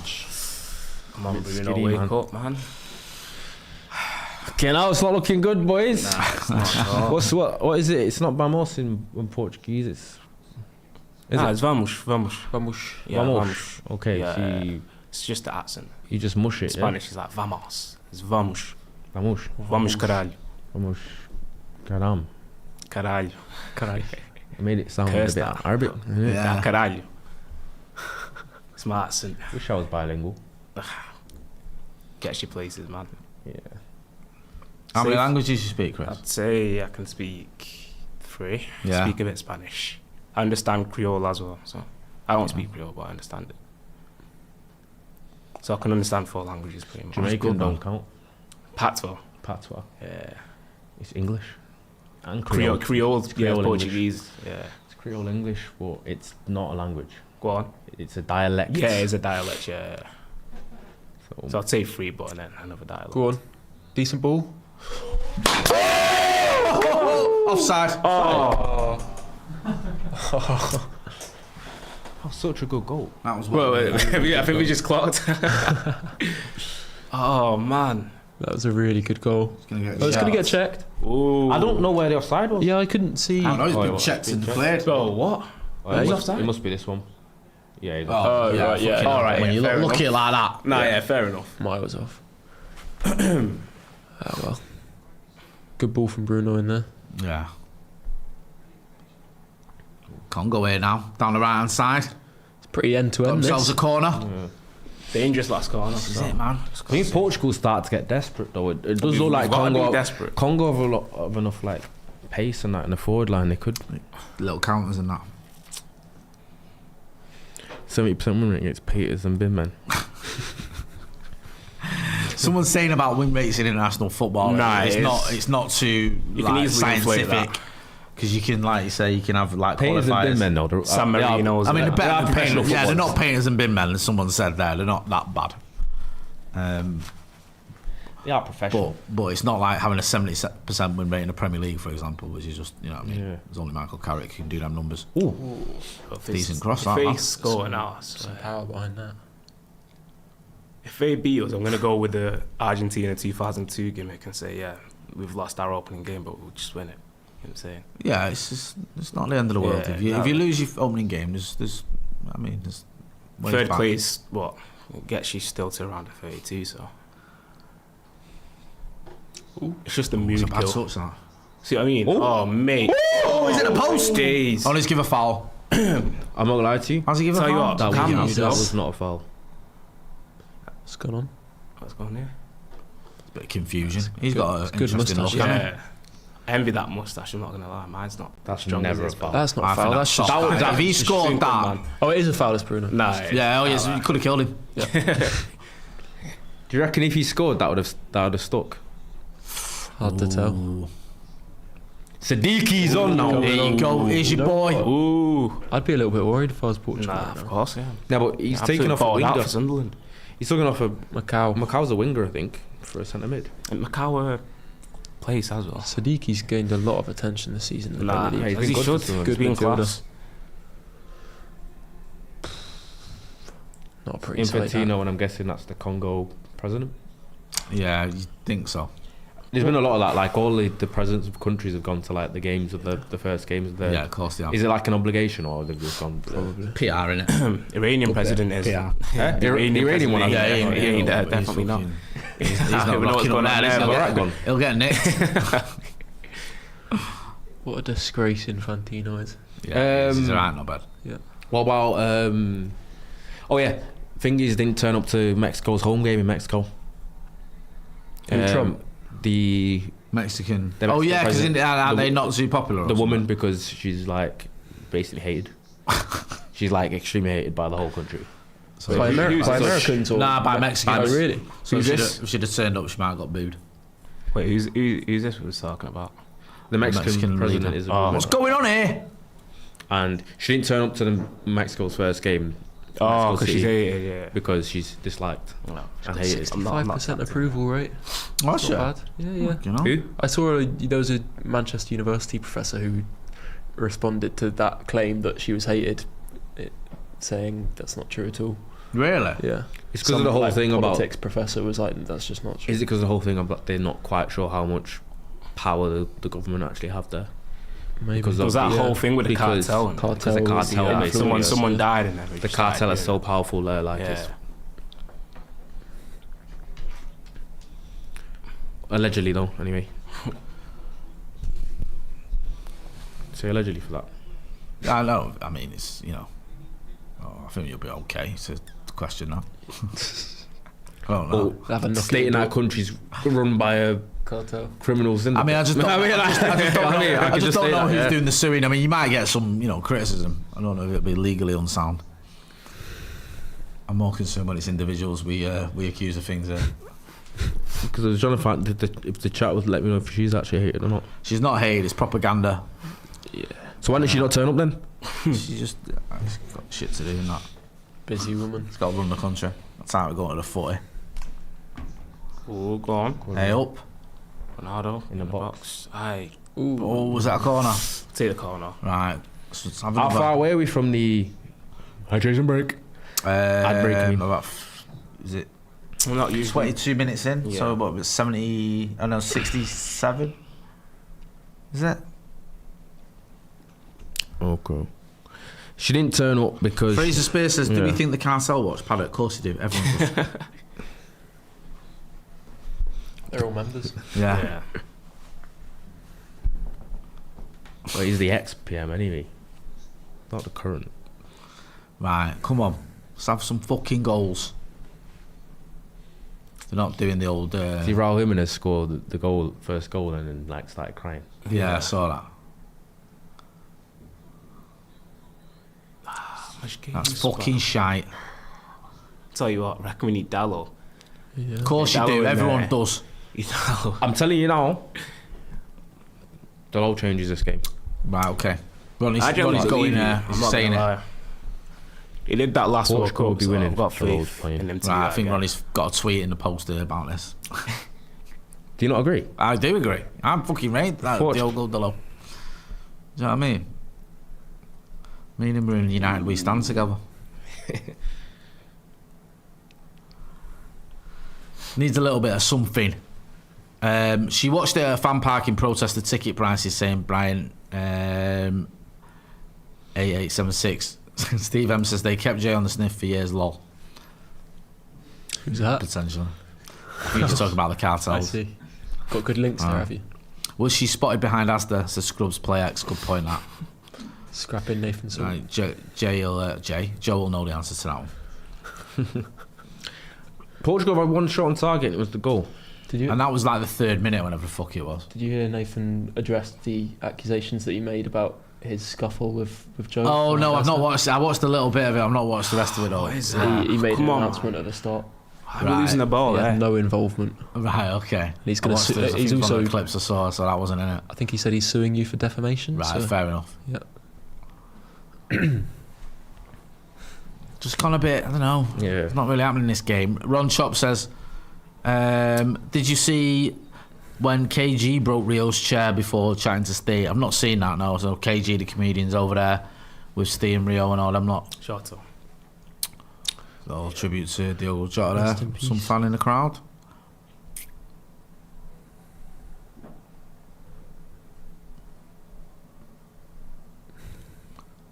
Oh, little nod on there. Don't do that. Oh. I thought if that nod down. It needs a little something. This game, doesn't it? Portugal, I don't know why. Portugal sleepwalking to a sucker punch, Martinez ball. Yeah, it does feel as though like Congo could get one. There's no tenacity, no nothing. Like, if not even managed to get Ronaldo in the game after Messi last night, after Haaland getting to, after Mbappe. Yeah, I actually thought should this be game force feeding these balls to Ronaldo. Yeah, something might happen even. I'm actually starting to feel bad though. Still time. He needs to get at least more than 2 goals this World Cup. He only got 1 last time. What's he on? He's on like 8 or 9 goals. It's quite a few behind. He got 3. He got 3 in 2018, 1 last time, 1 in 2014, 10, and then 6. So it's not being a prolific scorer in the World Cup. He's even got a knockout goal in the World Cup too. Yeah, but I tell you what, it'll be feasible this year because we've got round of 32 and round of 16, so but then there's more opportunities. Not seeing Bruno, you know. I know. Really this is like hammering ball. Yeah, it is. Like it's just not in it, is it? What's going on? This is like 21, 22 Bruno. This.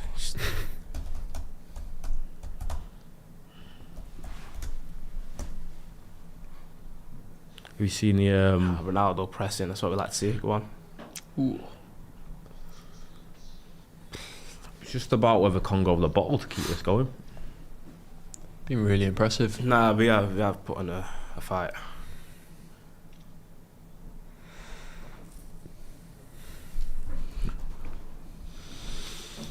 Oh yeah. Hydration break is what, about a few minutes away. I don't know whether that's going to be a good or a bad thing for Portugal. I don't know, man. I just feel like it's all just gone a bit flat on it.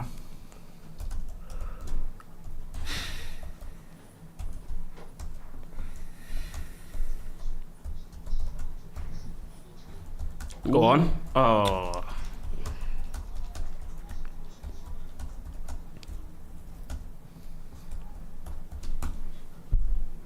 What do you think about the whole Bellingham thing about people thinking he shouldn't start? I think it's mental. Why is he so? I think it's mental. Why do you think?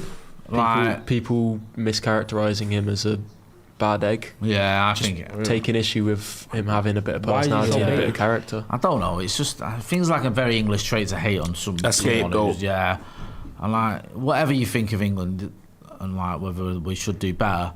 I don't think Jude Bellingham's the reason we've not got over the line. Yeah.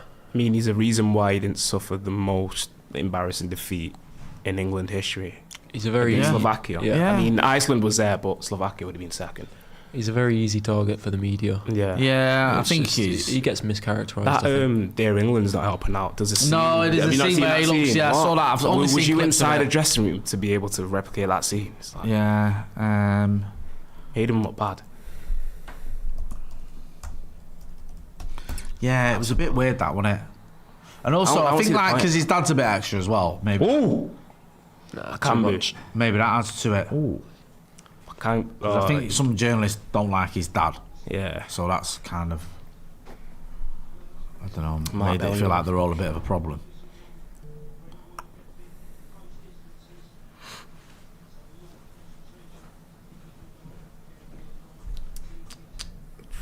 Damn. Jesus. He went flying now. I think Ronnie might be right. I don't know. I feel like there's a sucker punch Nah, there will be a sucker punch.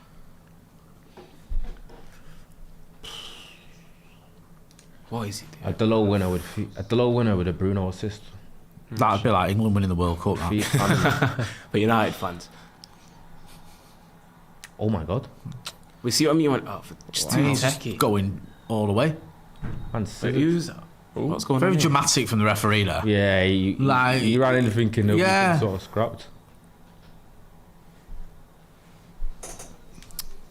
Ooh, what's going on? Is it that deep?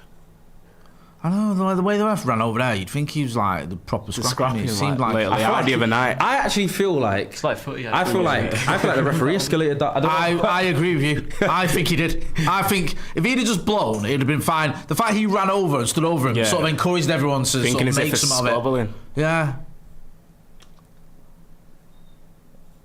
What's he doing? I don't even know. I don't even know what even is that. Like Jesus wept. Just stop. I mean, he just came in and sent the atmosphere up for no reason. I don't know. Weird that. Yeah, I think the referee was just getting a bit bored. Yeah, don't blame him.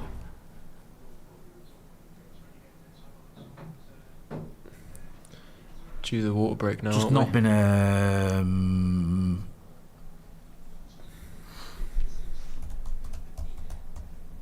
not been a good game, has it, so far, to be honest with you. Still 25-30 minutes to go though.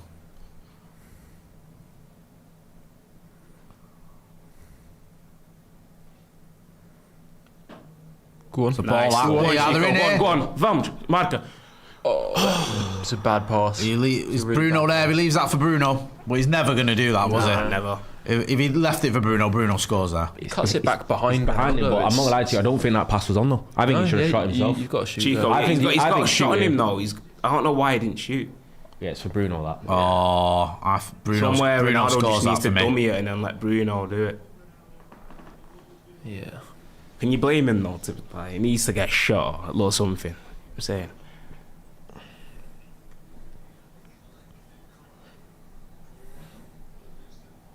Nah, hydration. Everyone's going to hate that. Everyone's going to hate him running for that. Yeah. Everyone. So, I mean, especially United fans. Yeah. Hey, just robbed Bruno of a goal there.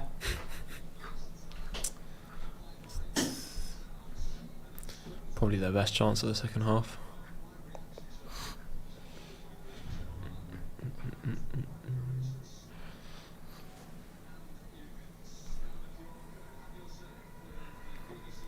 Is this hydration break powered by Powerade? Yeah. Aye. Anyone got any Powerade? He's got smart water.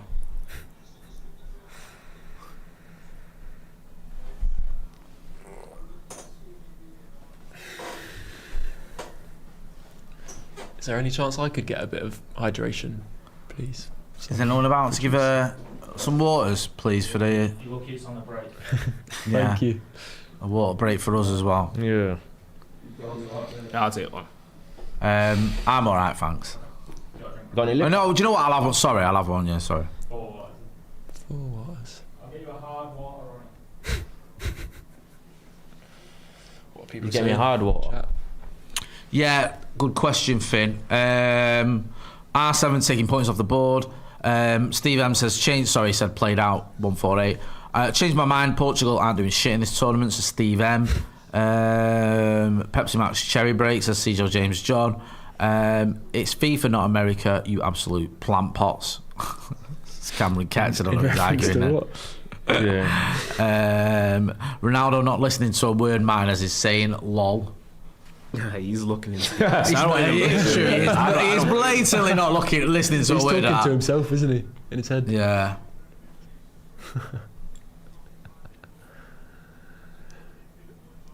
Who's Congo's manager? Is Semedo coming on ahead of the low? It's his birthday. Happy there, birthday, sign, chap. Happy birthday, mate. Is that a QR code to buy him a drink? That's actually pretty close. That's What a pretty grift. clever, yeah. Oh, Leao. Oh, Rafael Leao and Semedo. See, No Delodo. No Delo. Disgusting. To be fair, Miners out. There's Delo and then there's Nunes as well, who plays for City. He's playing right back this season. So Ah. where does Delo fit into that? You know what I'm saying? Is he like Yeah. the last Maybe. option? Or? Strike. Oh, yeah. the low. Start him up It's front. the low on the counter attack. He's got the pace for it. The low on the counter attack. I'm surprised Leao didn't start, to be honest. I think in terms of that X factor attacker Portugal are lacking, he fits the bill on paper, but obviously in recent years he's not quite hit the level some expected he could.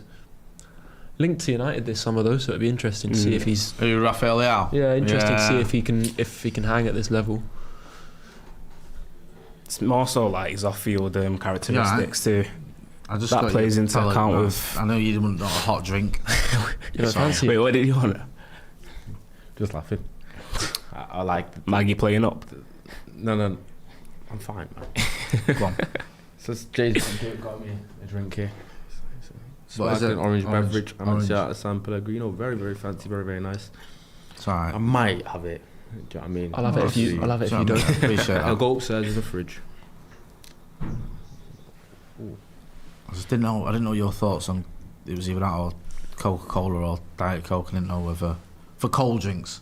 I didn't want to get a bottle of water because that seems pointless when we've got water on tap. Thank you very much, Ben. Thank you, producer Ben. Appreciate Thank it. you. I actually didn't need any water. I just had a litre then.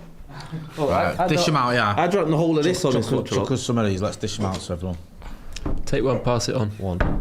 Yeah. Un, dos. Appreciate it. Tres. Let me see. Thank you very much. There we go. He looks after us, Ben, doesn't he? You're alright. You don't need it.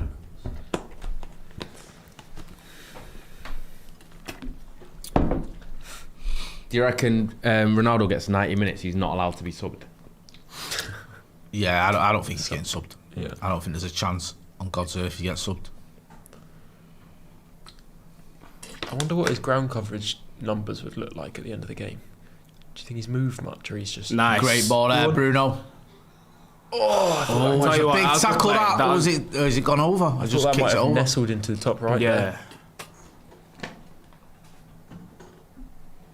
Mate, he's got to be fuming, hasn't he, Ronaldo? Fucking with how everyone fuming. else Hat is trick doing it. again, hat last night.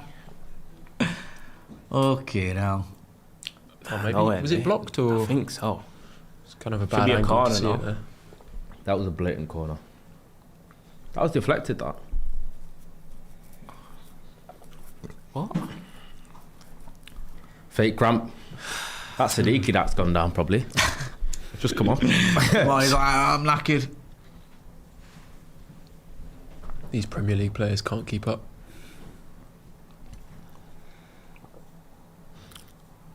Time waits for no man. Very profound, that, innit? Yes. That's what my Yes. I love that saying. Time waits for no man. my old PSHE teacher, Your boy Pickle. Dr. Pickle. O'Connor, used to always say that. It's a very Time good, waits it's for no very, man. very good saying. Hey. He used to say. So, some changes for Congo as well. When a task is Kiembe once and begun, Pickle coming on. never leave it till it's done. Be it little, great or small, do it well or not at all. I like that. Yeah. Never forget that, Dr. O'Connor. What a man. Big up Dr. O'Connor. Yeah. He's one of those teachers where you do nothing every single lesson and everyone loved him for it. But you can come up with stuff like that though. That's muck not up. why I send my kids to school for. Teachers just didn't let them do nothing. Just muck about and Hey, tell you us can do that at all home. philosophical Poems and quotes and poems. And Wambasakere, go on, son. He decided to ask. Oh, Oh, nice. He decided to ask, what have you learned today? Go on, Bruno. On your own. Fucking do it on your own, lad. Go on. Finish you on your own. Finish you on He should have just wrapped I know. his foot around it. Just thought then, I thought there was a little opportunity then for him to have a dig. Uh-oh. Jesus Christ. Oh my God. Good. Was, Yeah. That's a Would have executed that game over. saving tackle there. I lad. think he's in. I know he still has they know him in on goals there. He's got a long way to go still, but I think is the team out, the England team? Let's have a butchers. Nah, pull it back. Is it the one that... It's the one that was leaked. I guess it could have been predicted anyway, couldn't it? Really? Yeah. Nice, go on. Oh, No. What are we doing? getting in now though. I think Oh, nah, Portugal I mean- have definitely picked up the pace team since that we have to. hydration. The hydration break maybe added a bit of pep. Yeah, in that's there. what a lot of people are talking about. You know the Curacao versus Germany match? It was 1-1 up until the first hydration break. And then they were saying like, oh, that happened. And then Curacao lost the flow. And then Germany just absolutely just scored 6 goals the remainder of the game.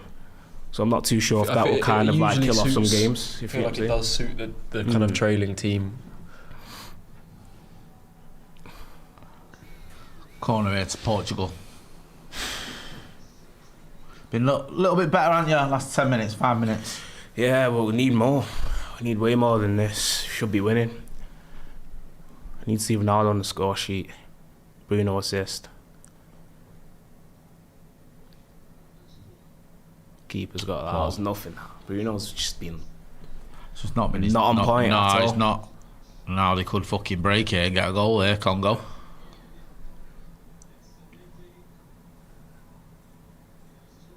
Yeah, over. Oh my God, that is a chance, you know. Yeah, Bakambu. That looked a bit rushed, you know, because that was... Yeah, was that like a 4v up to do? You could have took his time with that, I'm not going to lie. Let's have a look here now. I can't really see. I think he could have took it straight. But I mean, he's fucking... could have took a touch and getting it all wrong, the technique banged it in. Was quite scary. Yeah, some guy got it in his face as well. Come on, Bruno. Do something. Go on. Nice switch. There you go. Easy.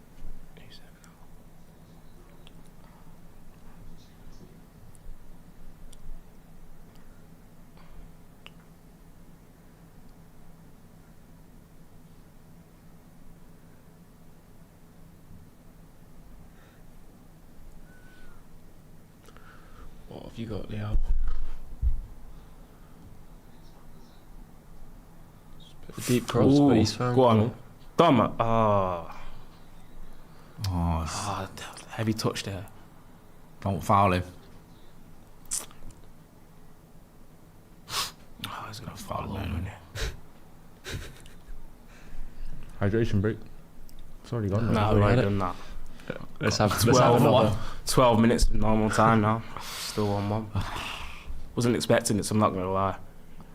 Yeah, especially after that start. Yeah, goal after 5 minutes, you think it'll be quite. I thought it was going to be. I still think there's another goal in this game, you know. Yeah, I do. I feel like I'm not sure it's Portugal's, but I feel like it could be a little moment from someone. Yeah. Martinez. Do you know what I mean?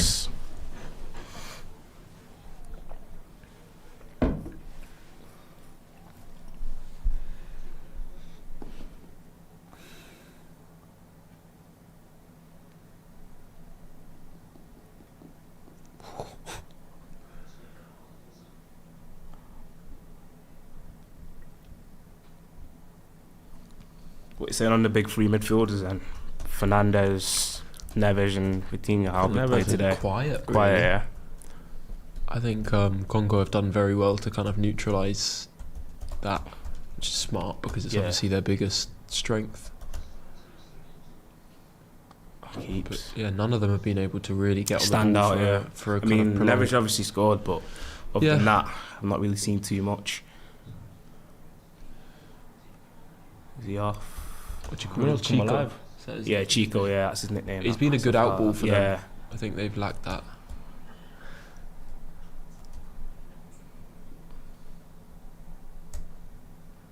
Jassim.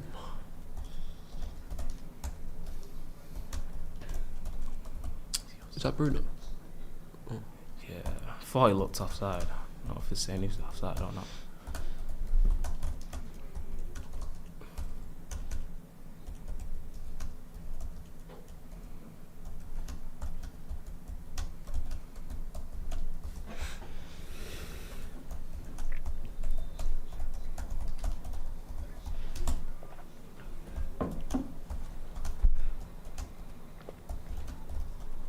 Offside.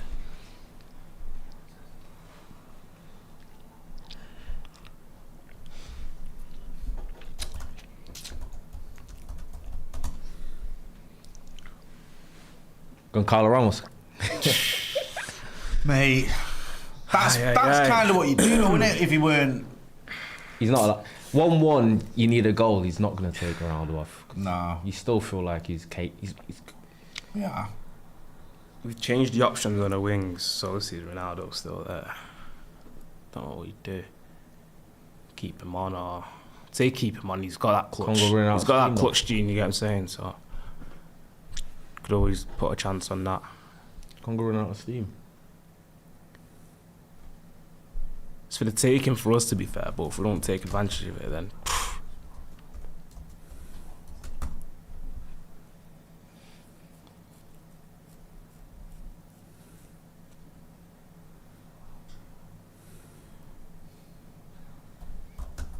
Come on, just smack it. Yeah, have a shot. There's times when they could shoot. I know. I think they're not taking attempts. Being a bit risk averse with finishing, I think. What is that? Sometimes you just got to hit it. What, you know? What's going on here?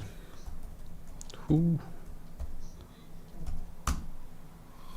That's an I'm not gonna lie to you. Congo are getting a little bit of opportunities here. You see what I mean? When they get that, it can be dangerous. It's just need to completely cut that off. Carlos Ramos is coming on, but who is he coming on for?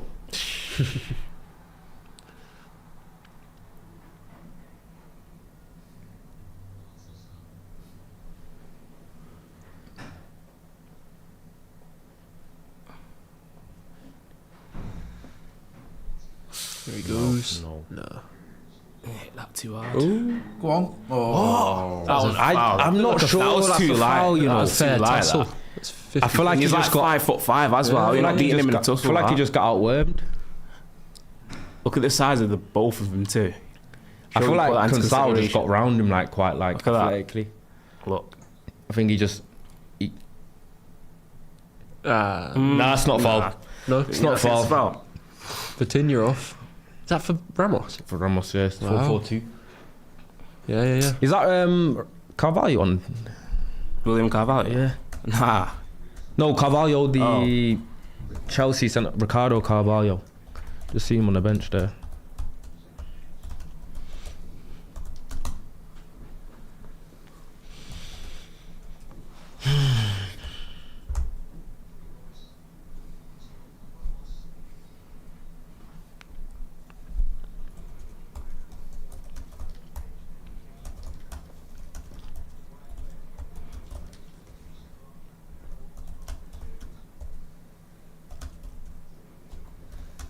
You've seen that about Daniel Levy?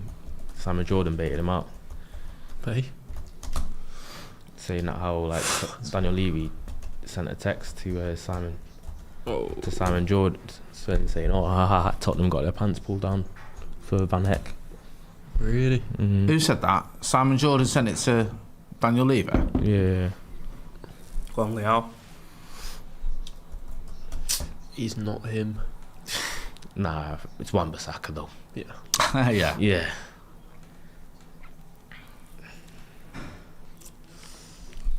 I think 6 more minutes Spurs. I think Spurs are going to have a good 6 to 8 months, and then I think they're going to collapse. So basically, Their just signings rinse don't- and repeat every season. Yeah, but I think they'll be better. But I don't think their signings scare me all that much. Even if they get Tonali, I think there's going to be major issues in that squad. I saw a report an hour ago. Tonali, City want to get Tonali. But I don't see Who any. City want to get? City want to get Anderson and Tonali. That's just I don't glutton, see that. any team paying that money That's for Tonali. biblical glutton, I think. Unless Newcastle drop their asking price, I don't think anyone's going to. Maybe Spurs would buy him out of desperation at that price, but I don't see City or Arsenal dropping 100 million on him. We've got Banza coming on. He was alright at Braga. Kalulu. So we've got about 10 minutes. Oh, Wan-Bissaka gone off. Yeah, it's come off. They're going to lose now. Shit, can't believe I it. feel like they needed him against Leao because Leao's, you know what I mean? Yeah. He's that type of winger he likes playing against. Ooh. He did his thing at Braga, Banza. We've got to be careful with him. He knows how to get him. Check there, 32 goals and 59 appearances, which is tidy. Not a bad return. So they brought Ramos on for Vitinha. Yeah, plays up front. Yeah. Come on, Bruno. Come on, son. We're going to have a short break after this, a very short break, and we'll go straight to the England watch-along. You doing both? Yeah. Okay, no. I know. It's a Hardcore. long old shift. Didn't realise how close Actually, it has was. been What songs pathetic. are tough, you know. I know. For the love of the To do game. 2 in a row, that's kind of mad. I think this has been the most boring game of the World Cup so far. Really? I don't think it's far-fetched to say that. I can't No, really no. recall another boring game like this. Ooh, Like, come on, what is that? I'm saying. Who's that? Is that Mendes on the right now, or is he someone else? Is that Semenyo? Is that what? Semedo, yeah. Semenyo.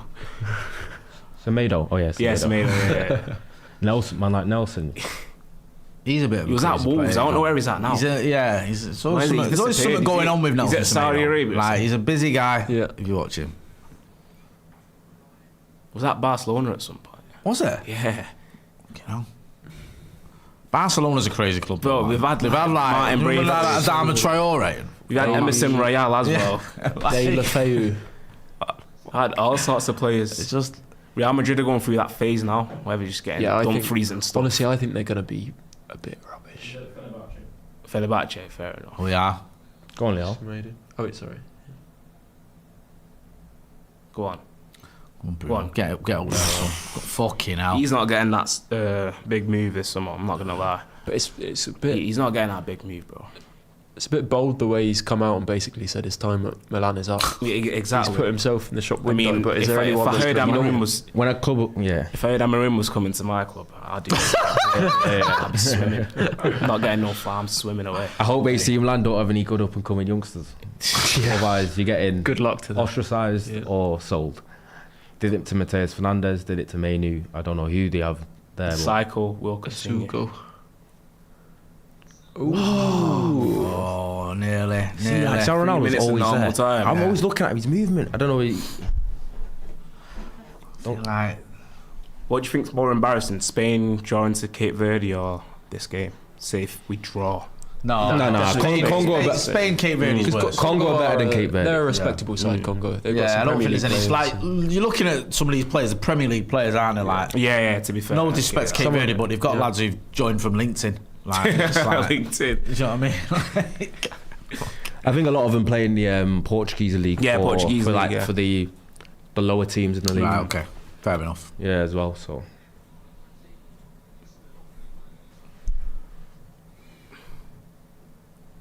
Oh, there's a bit of few minutes left. So what I mean about Semedo, he's always good, right? With it, like bookings, or even like. Oh, he sound like a betting man. Though. No, he's always like, foul involvements. Just like them kind of things. He's a busy guy. Yeah, he's always. He's. Do you know what I mean? He's always there and thereabouts. That's not a foul, man. Yeah, get up. Ooh. Hey, oh, that's a ball. That. Great, Wow. Great head of that. Good goalkeeping. Fucking hell, mate! He's set him up on the counter here. I like to see that. Hey. I don't feel like There's a lot of space there. I in the don't middle. think. Have a hit, son. Put us out of our misery, man. Put us out of our misery. Might as well. I Been don't quite a lot of one. It's drained the energy out of me this game, I'm not going to lie. lie. A bit pumped up, but now. How have you found your first ever watch-along Yeah, well done, experience? Chris. How's it been? It's been great, to be fair. It's just normal. You've been a great addition. He sounds fevers as well. What's saying? He sounded angry because obviously he sounded a bit disappointed with how the result is going so far. You've done well, but you know, it's not your fault that we've had to watch garbage. Worst game so far, for sure. Could be a little twist in the tail here. Come on, Ronaldo's Bruno. hair baking off. Fucking What's he hell. do? Nah, it's clever because then you can't be marked and then he goes on side and then. Go on. Aye. Smack it, man.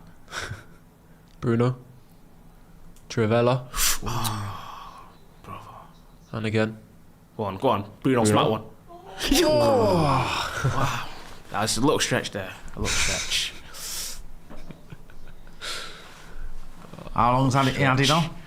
It's usually a lot because of the hydration. Yeah, I was about to say it's got to be at least 3 10 minutes. minutes hasn't it? or so. I think the lowest you get. goals and 89 caps. The lowest you get's 5, really.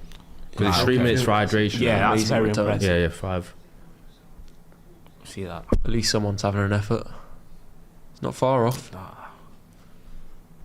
5 minutes, that would the least we could possibly ask for. That does feel like you're getting shortchanged a little bit. But.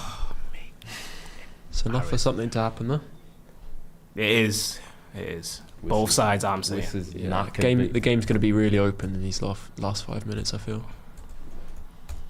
When Congo haven't really sat mad deep, they're just kind of like.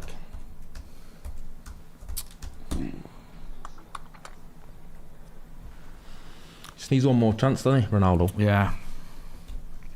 Could someone go and let Gaz in, please, if anyone's available? Oh, go on, Leo. Go on. I've not seen him smile today. He usually smiles when he dribbles, but I've not had the shot of him. Apparently he doesn't do that. Showing teeth. Apparently they're saying he doesn't do that enough anymore. Nah, no, he's lost the he's lost the love for the game. That was the secret to his dribbling. What's going on here? Little scuffle. Not the right time. This same areas before as well.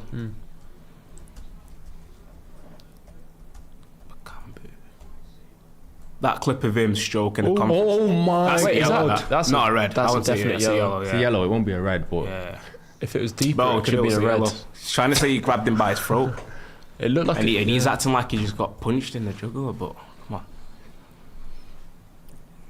tactical yellow. That I know. Some contact, right? That some contact. Mr. Drinkmore, how we doing? Oh God, mate, what score is it? It's 1-0. Yeah, literally You 90-second minute. I've got something. Alright. 9 seconds left. Yeah, 90-second minute. Got 3 more minutes left. I'm gonna come. Gaz Drinkmore will be joining us for the England watch-along. Old school, full-time Devils night. One of their laps, maybe. Yeah. Don't worry. I'm purged. Don't worry. I've been getting squats. This reminds me of the City Real Madrid penalties. Remember when me and you did the late, and that was on. We pushed it back. I know he did. I was like, hey, we rattled a few City fans with that one. have you been able to catch any of this? First half or anything? So we've been doing our radio show today from the Media City Piazza, and they've got a big screen up. Oh, and I nice. saw the ball come in from DR Congo, or Dr. Congo as I'm calling him. And you could just see that header coming a mile off. I can't believe it's one. I've not seen any of the second half. What's going on?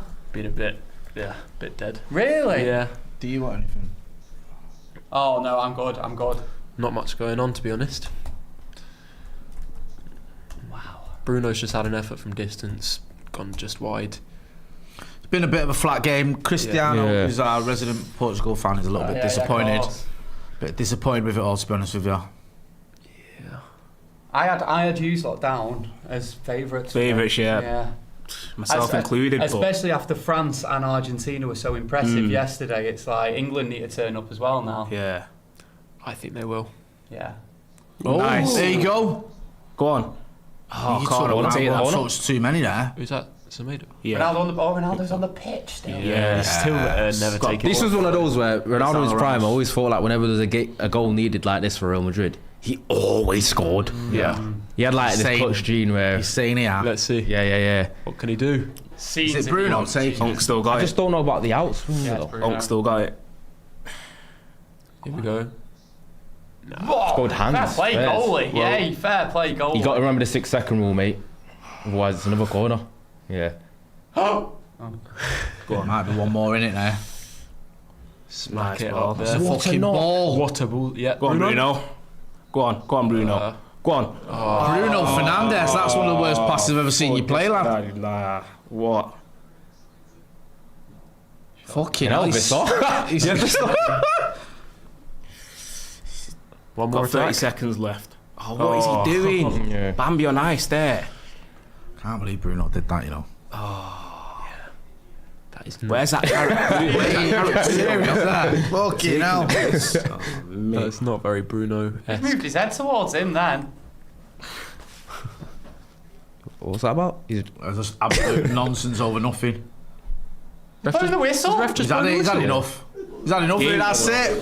1-0, we've all seen enough. One of the, no disrespect to anyone involved, but probably the worst game of the tournament so far. Hey, Austria and Jordan. went down and we found out Delo weren't playing, to be honest with you. I swear, if Delo was playing, You walk that. It's at least 3 now. Yeah. Chris, it's been good having you on your first watch along. Yeah. Just give us your thoughts on that game quickly. Typical Roberto Martinez ball. I knew this World Cup was either going to play good or play like this, and obviously we've played like this, so it's not really giving me high hopes, really, to see if we're going to either get to semis or quarterfinals again. We'll have to see, but yeah, it's just been pathetic, really. Yeah, Finn, your thoughts? Yeah, a little bit of a flat one, to be honest. After that João Neves goal 5 minutes in, I thought it would be a bit of a thrashing. I thought Portuguese could kick on and score a few today. But yeah, just been a flat performance. I think Congo did a good job of neutralising their midfield, which I think ahead of the game everyone knew that's Portugal's strong point. Bit disappointed in Bruno today, oh boy. Yeah, it wasn't a good game. Not a very, it's quite an uncharacteristic performance from him today. And yeah, they didn't do enough. Pretty boring game. Yeah, I thought it was very slow, ponderous. They weren't racist Portugal at all, and they didn't look very good. Apparently they didn't look amazing in the lead up to the tournament as well. I think there's a lot of question marks, especially with Roberto Martinez being famous for bottling really good groups of players. Yeah. But I think there's no reason why they should be drawing to Congo today, and I think Congo deserved a point. I feel like they even looked a little bit lively when they went forward on a couple of occasions than Portugal did, but they need to find a balance, need to work out the Ronaldo situation. But yeah, that weren't a very promising first game for Portugal when they're meant to be one of the challengers. No, I agree with everything that everyone said, to be honest with you. I was expecting a little bit more, and just from a completely biased Manchester United point of view, a little bit disappointed to see Bruno perform like that, because he's capable of so much more. We saw glimpses of the Bruno we've seen, but it certainly wasn't what we've seen most of this season in particular. But it's the first game, we'll see. I think, is it next? Is it Uzbekistan? Yeah, next. Be. So and then Colombia. Yeah. So we'll see, but I don't think it's like the groups are so sort of structured, and there's so many teams in this World Cup that are drawing your opening game is hardly the end of the world.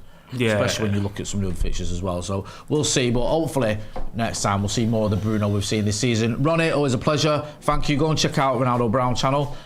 Finn, thank you as well. You know where to find him, Academy Scoop on your socials. And Christiano, thank you for joining us for your first watch along. You can follow him on all his socials as well. That's been Chris, that's been Finn, that's been Ronnie, I've been Jay. This has been a watch along for the Portugal versus Congo game. We're going to be back in 15 minutes for England versus Croatia. So make sure you hit like, share and subscribe, and you rejoin us for that one. And thanks for watching.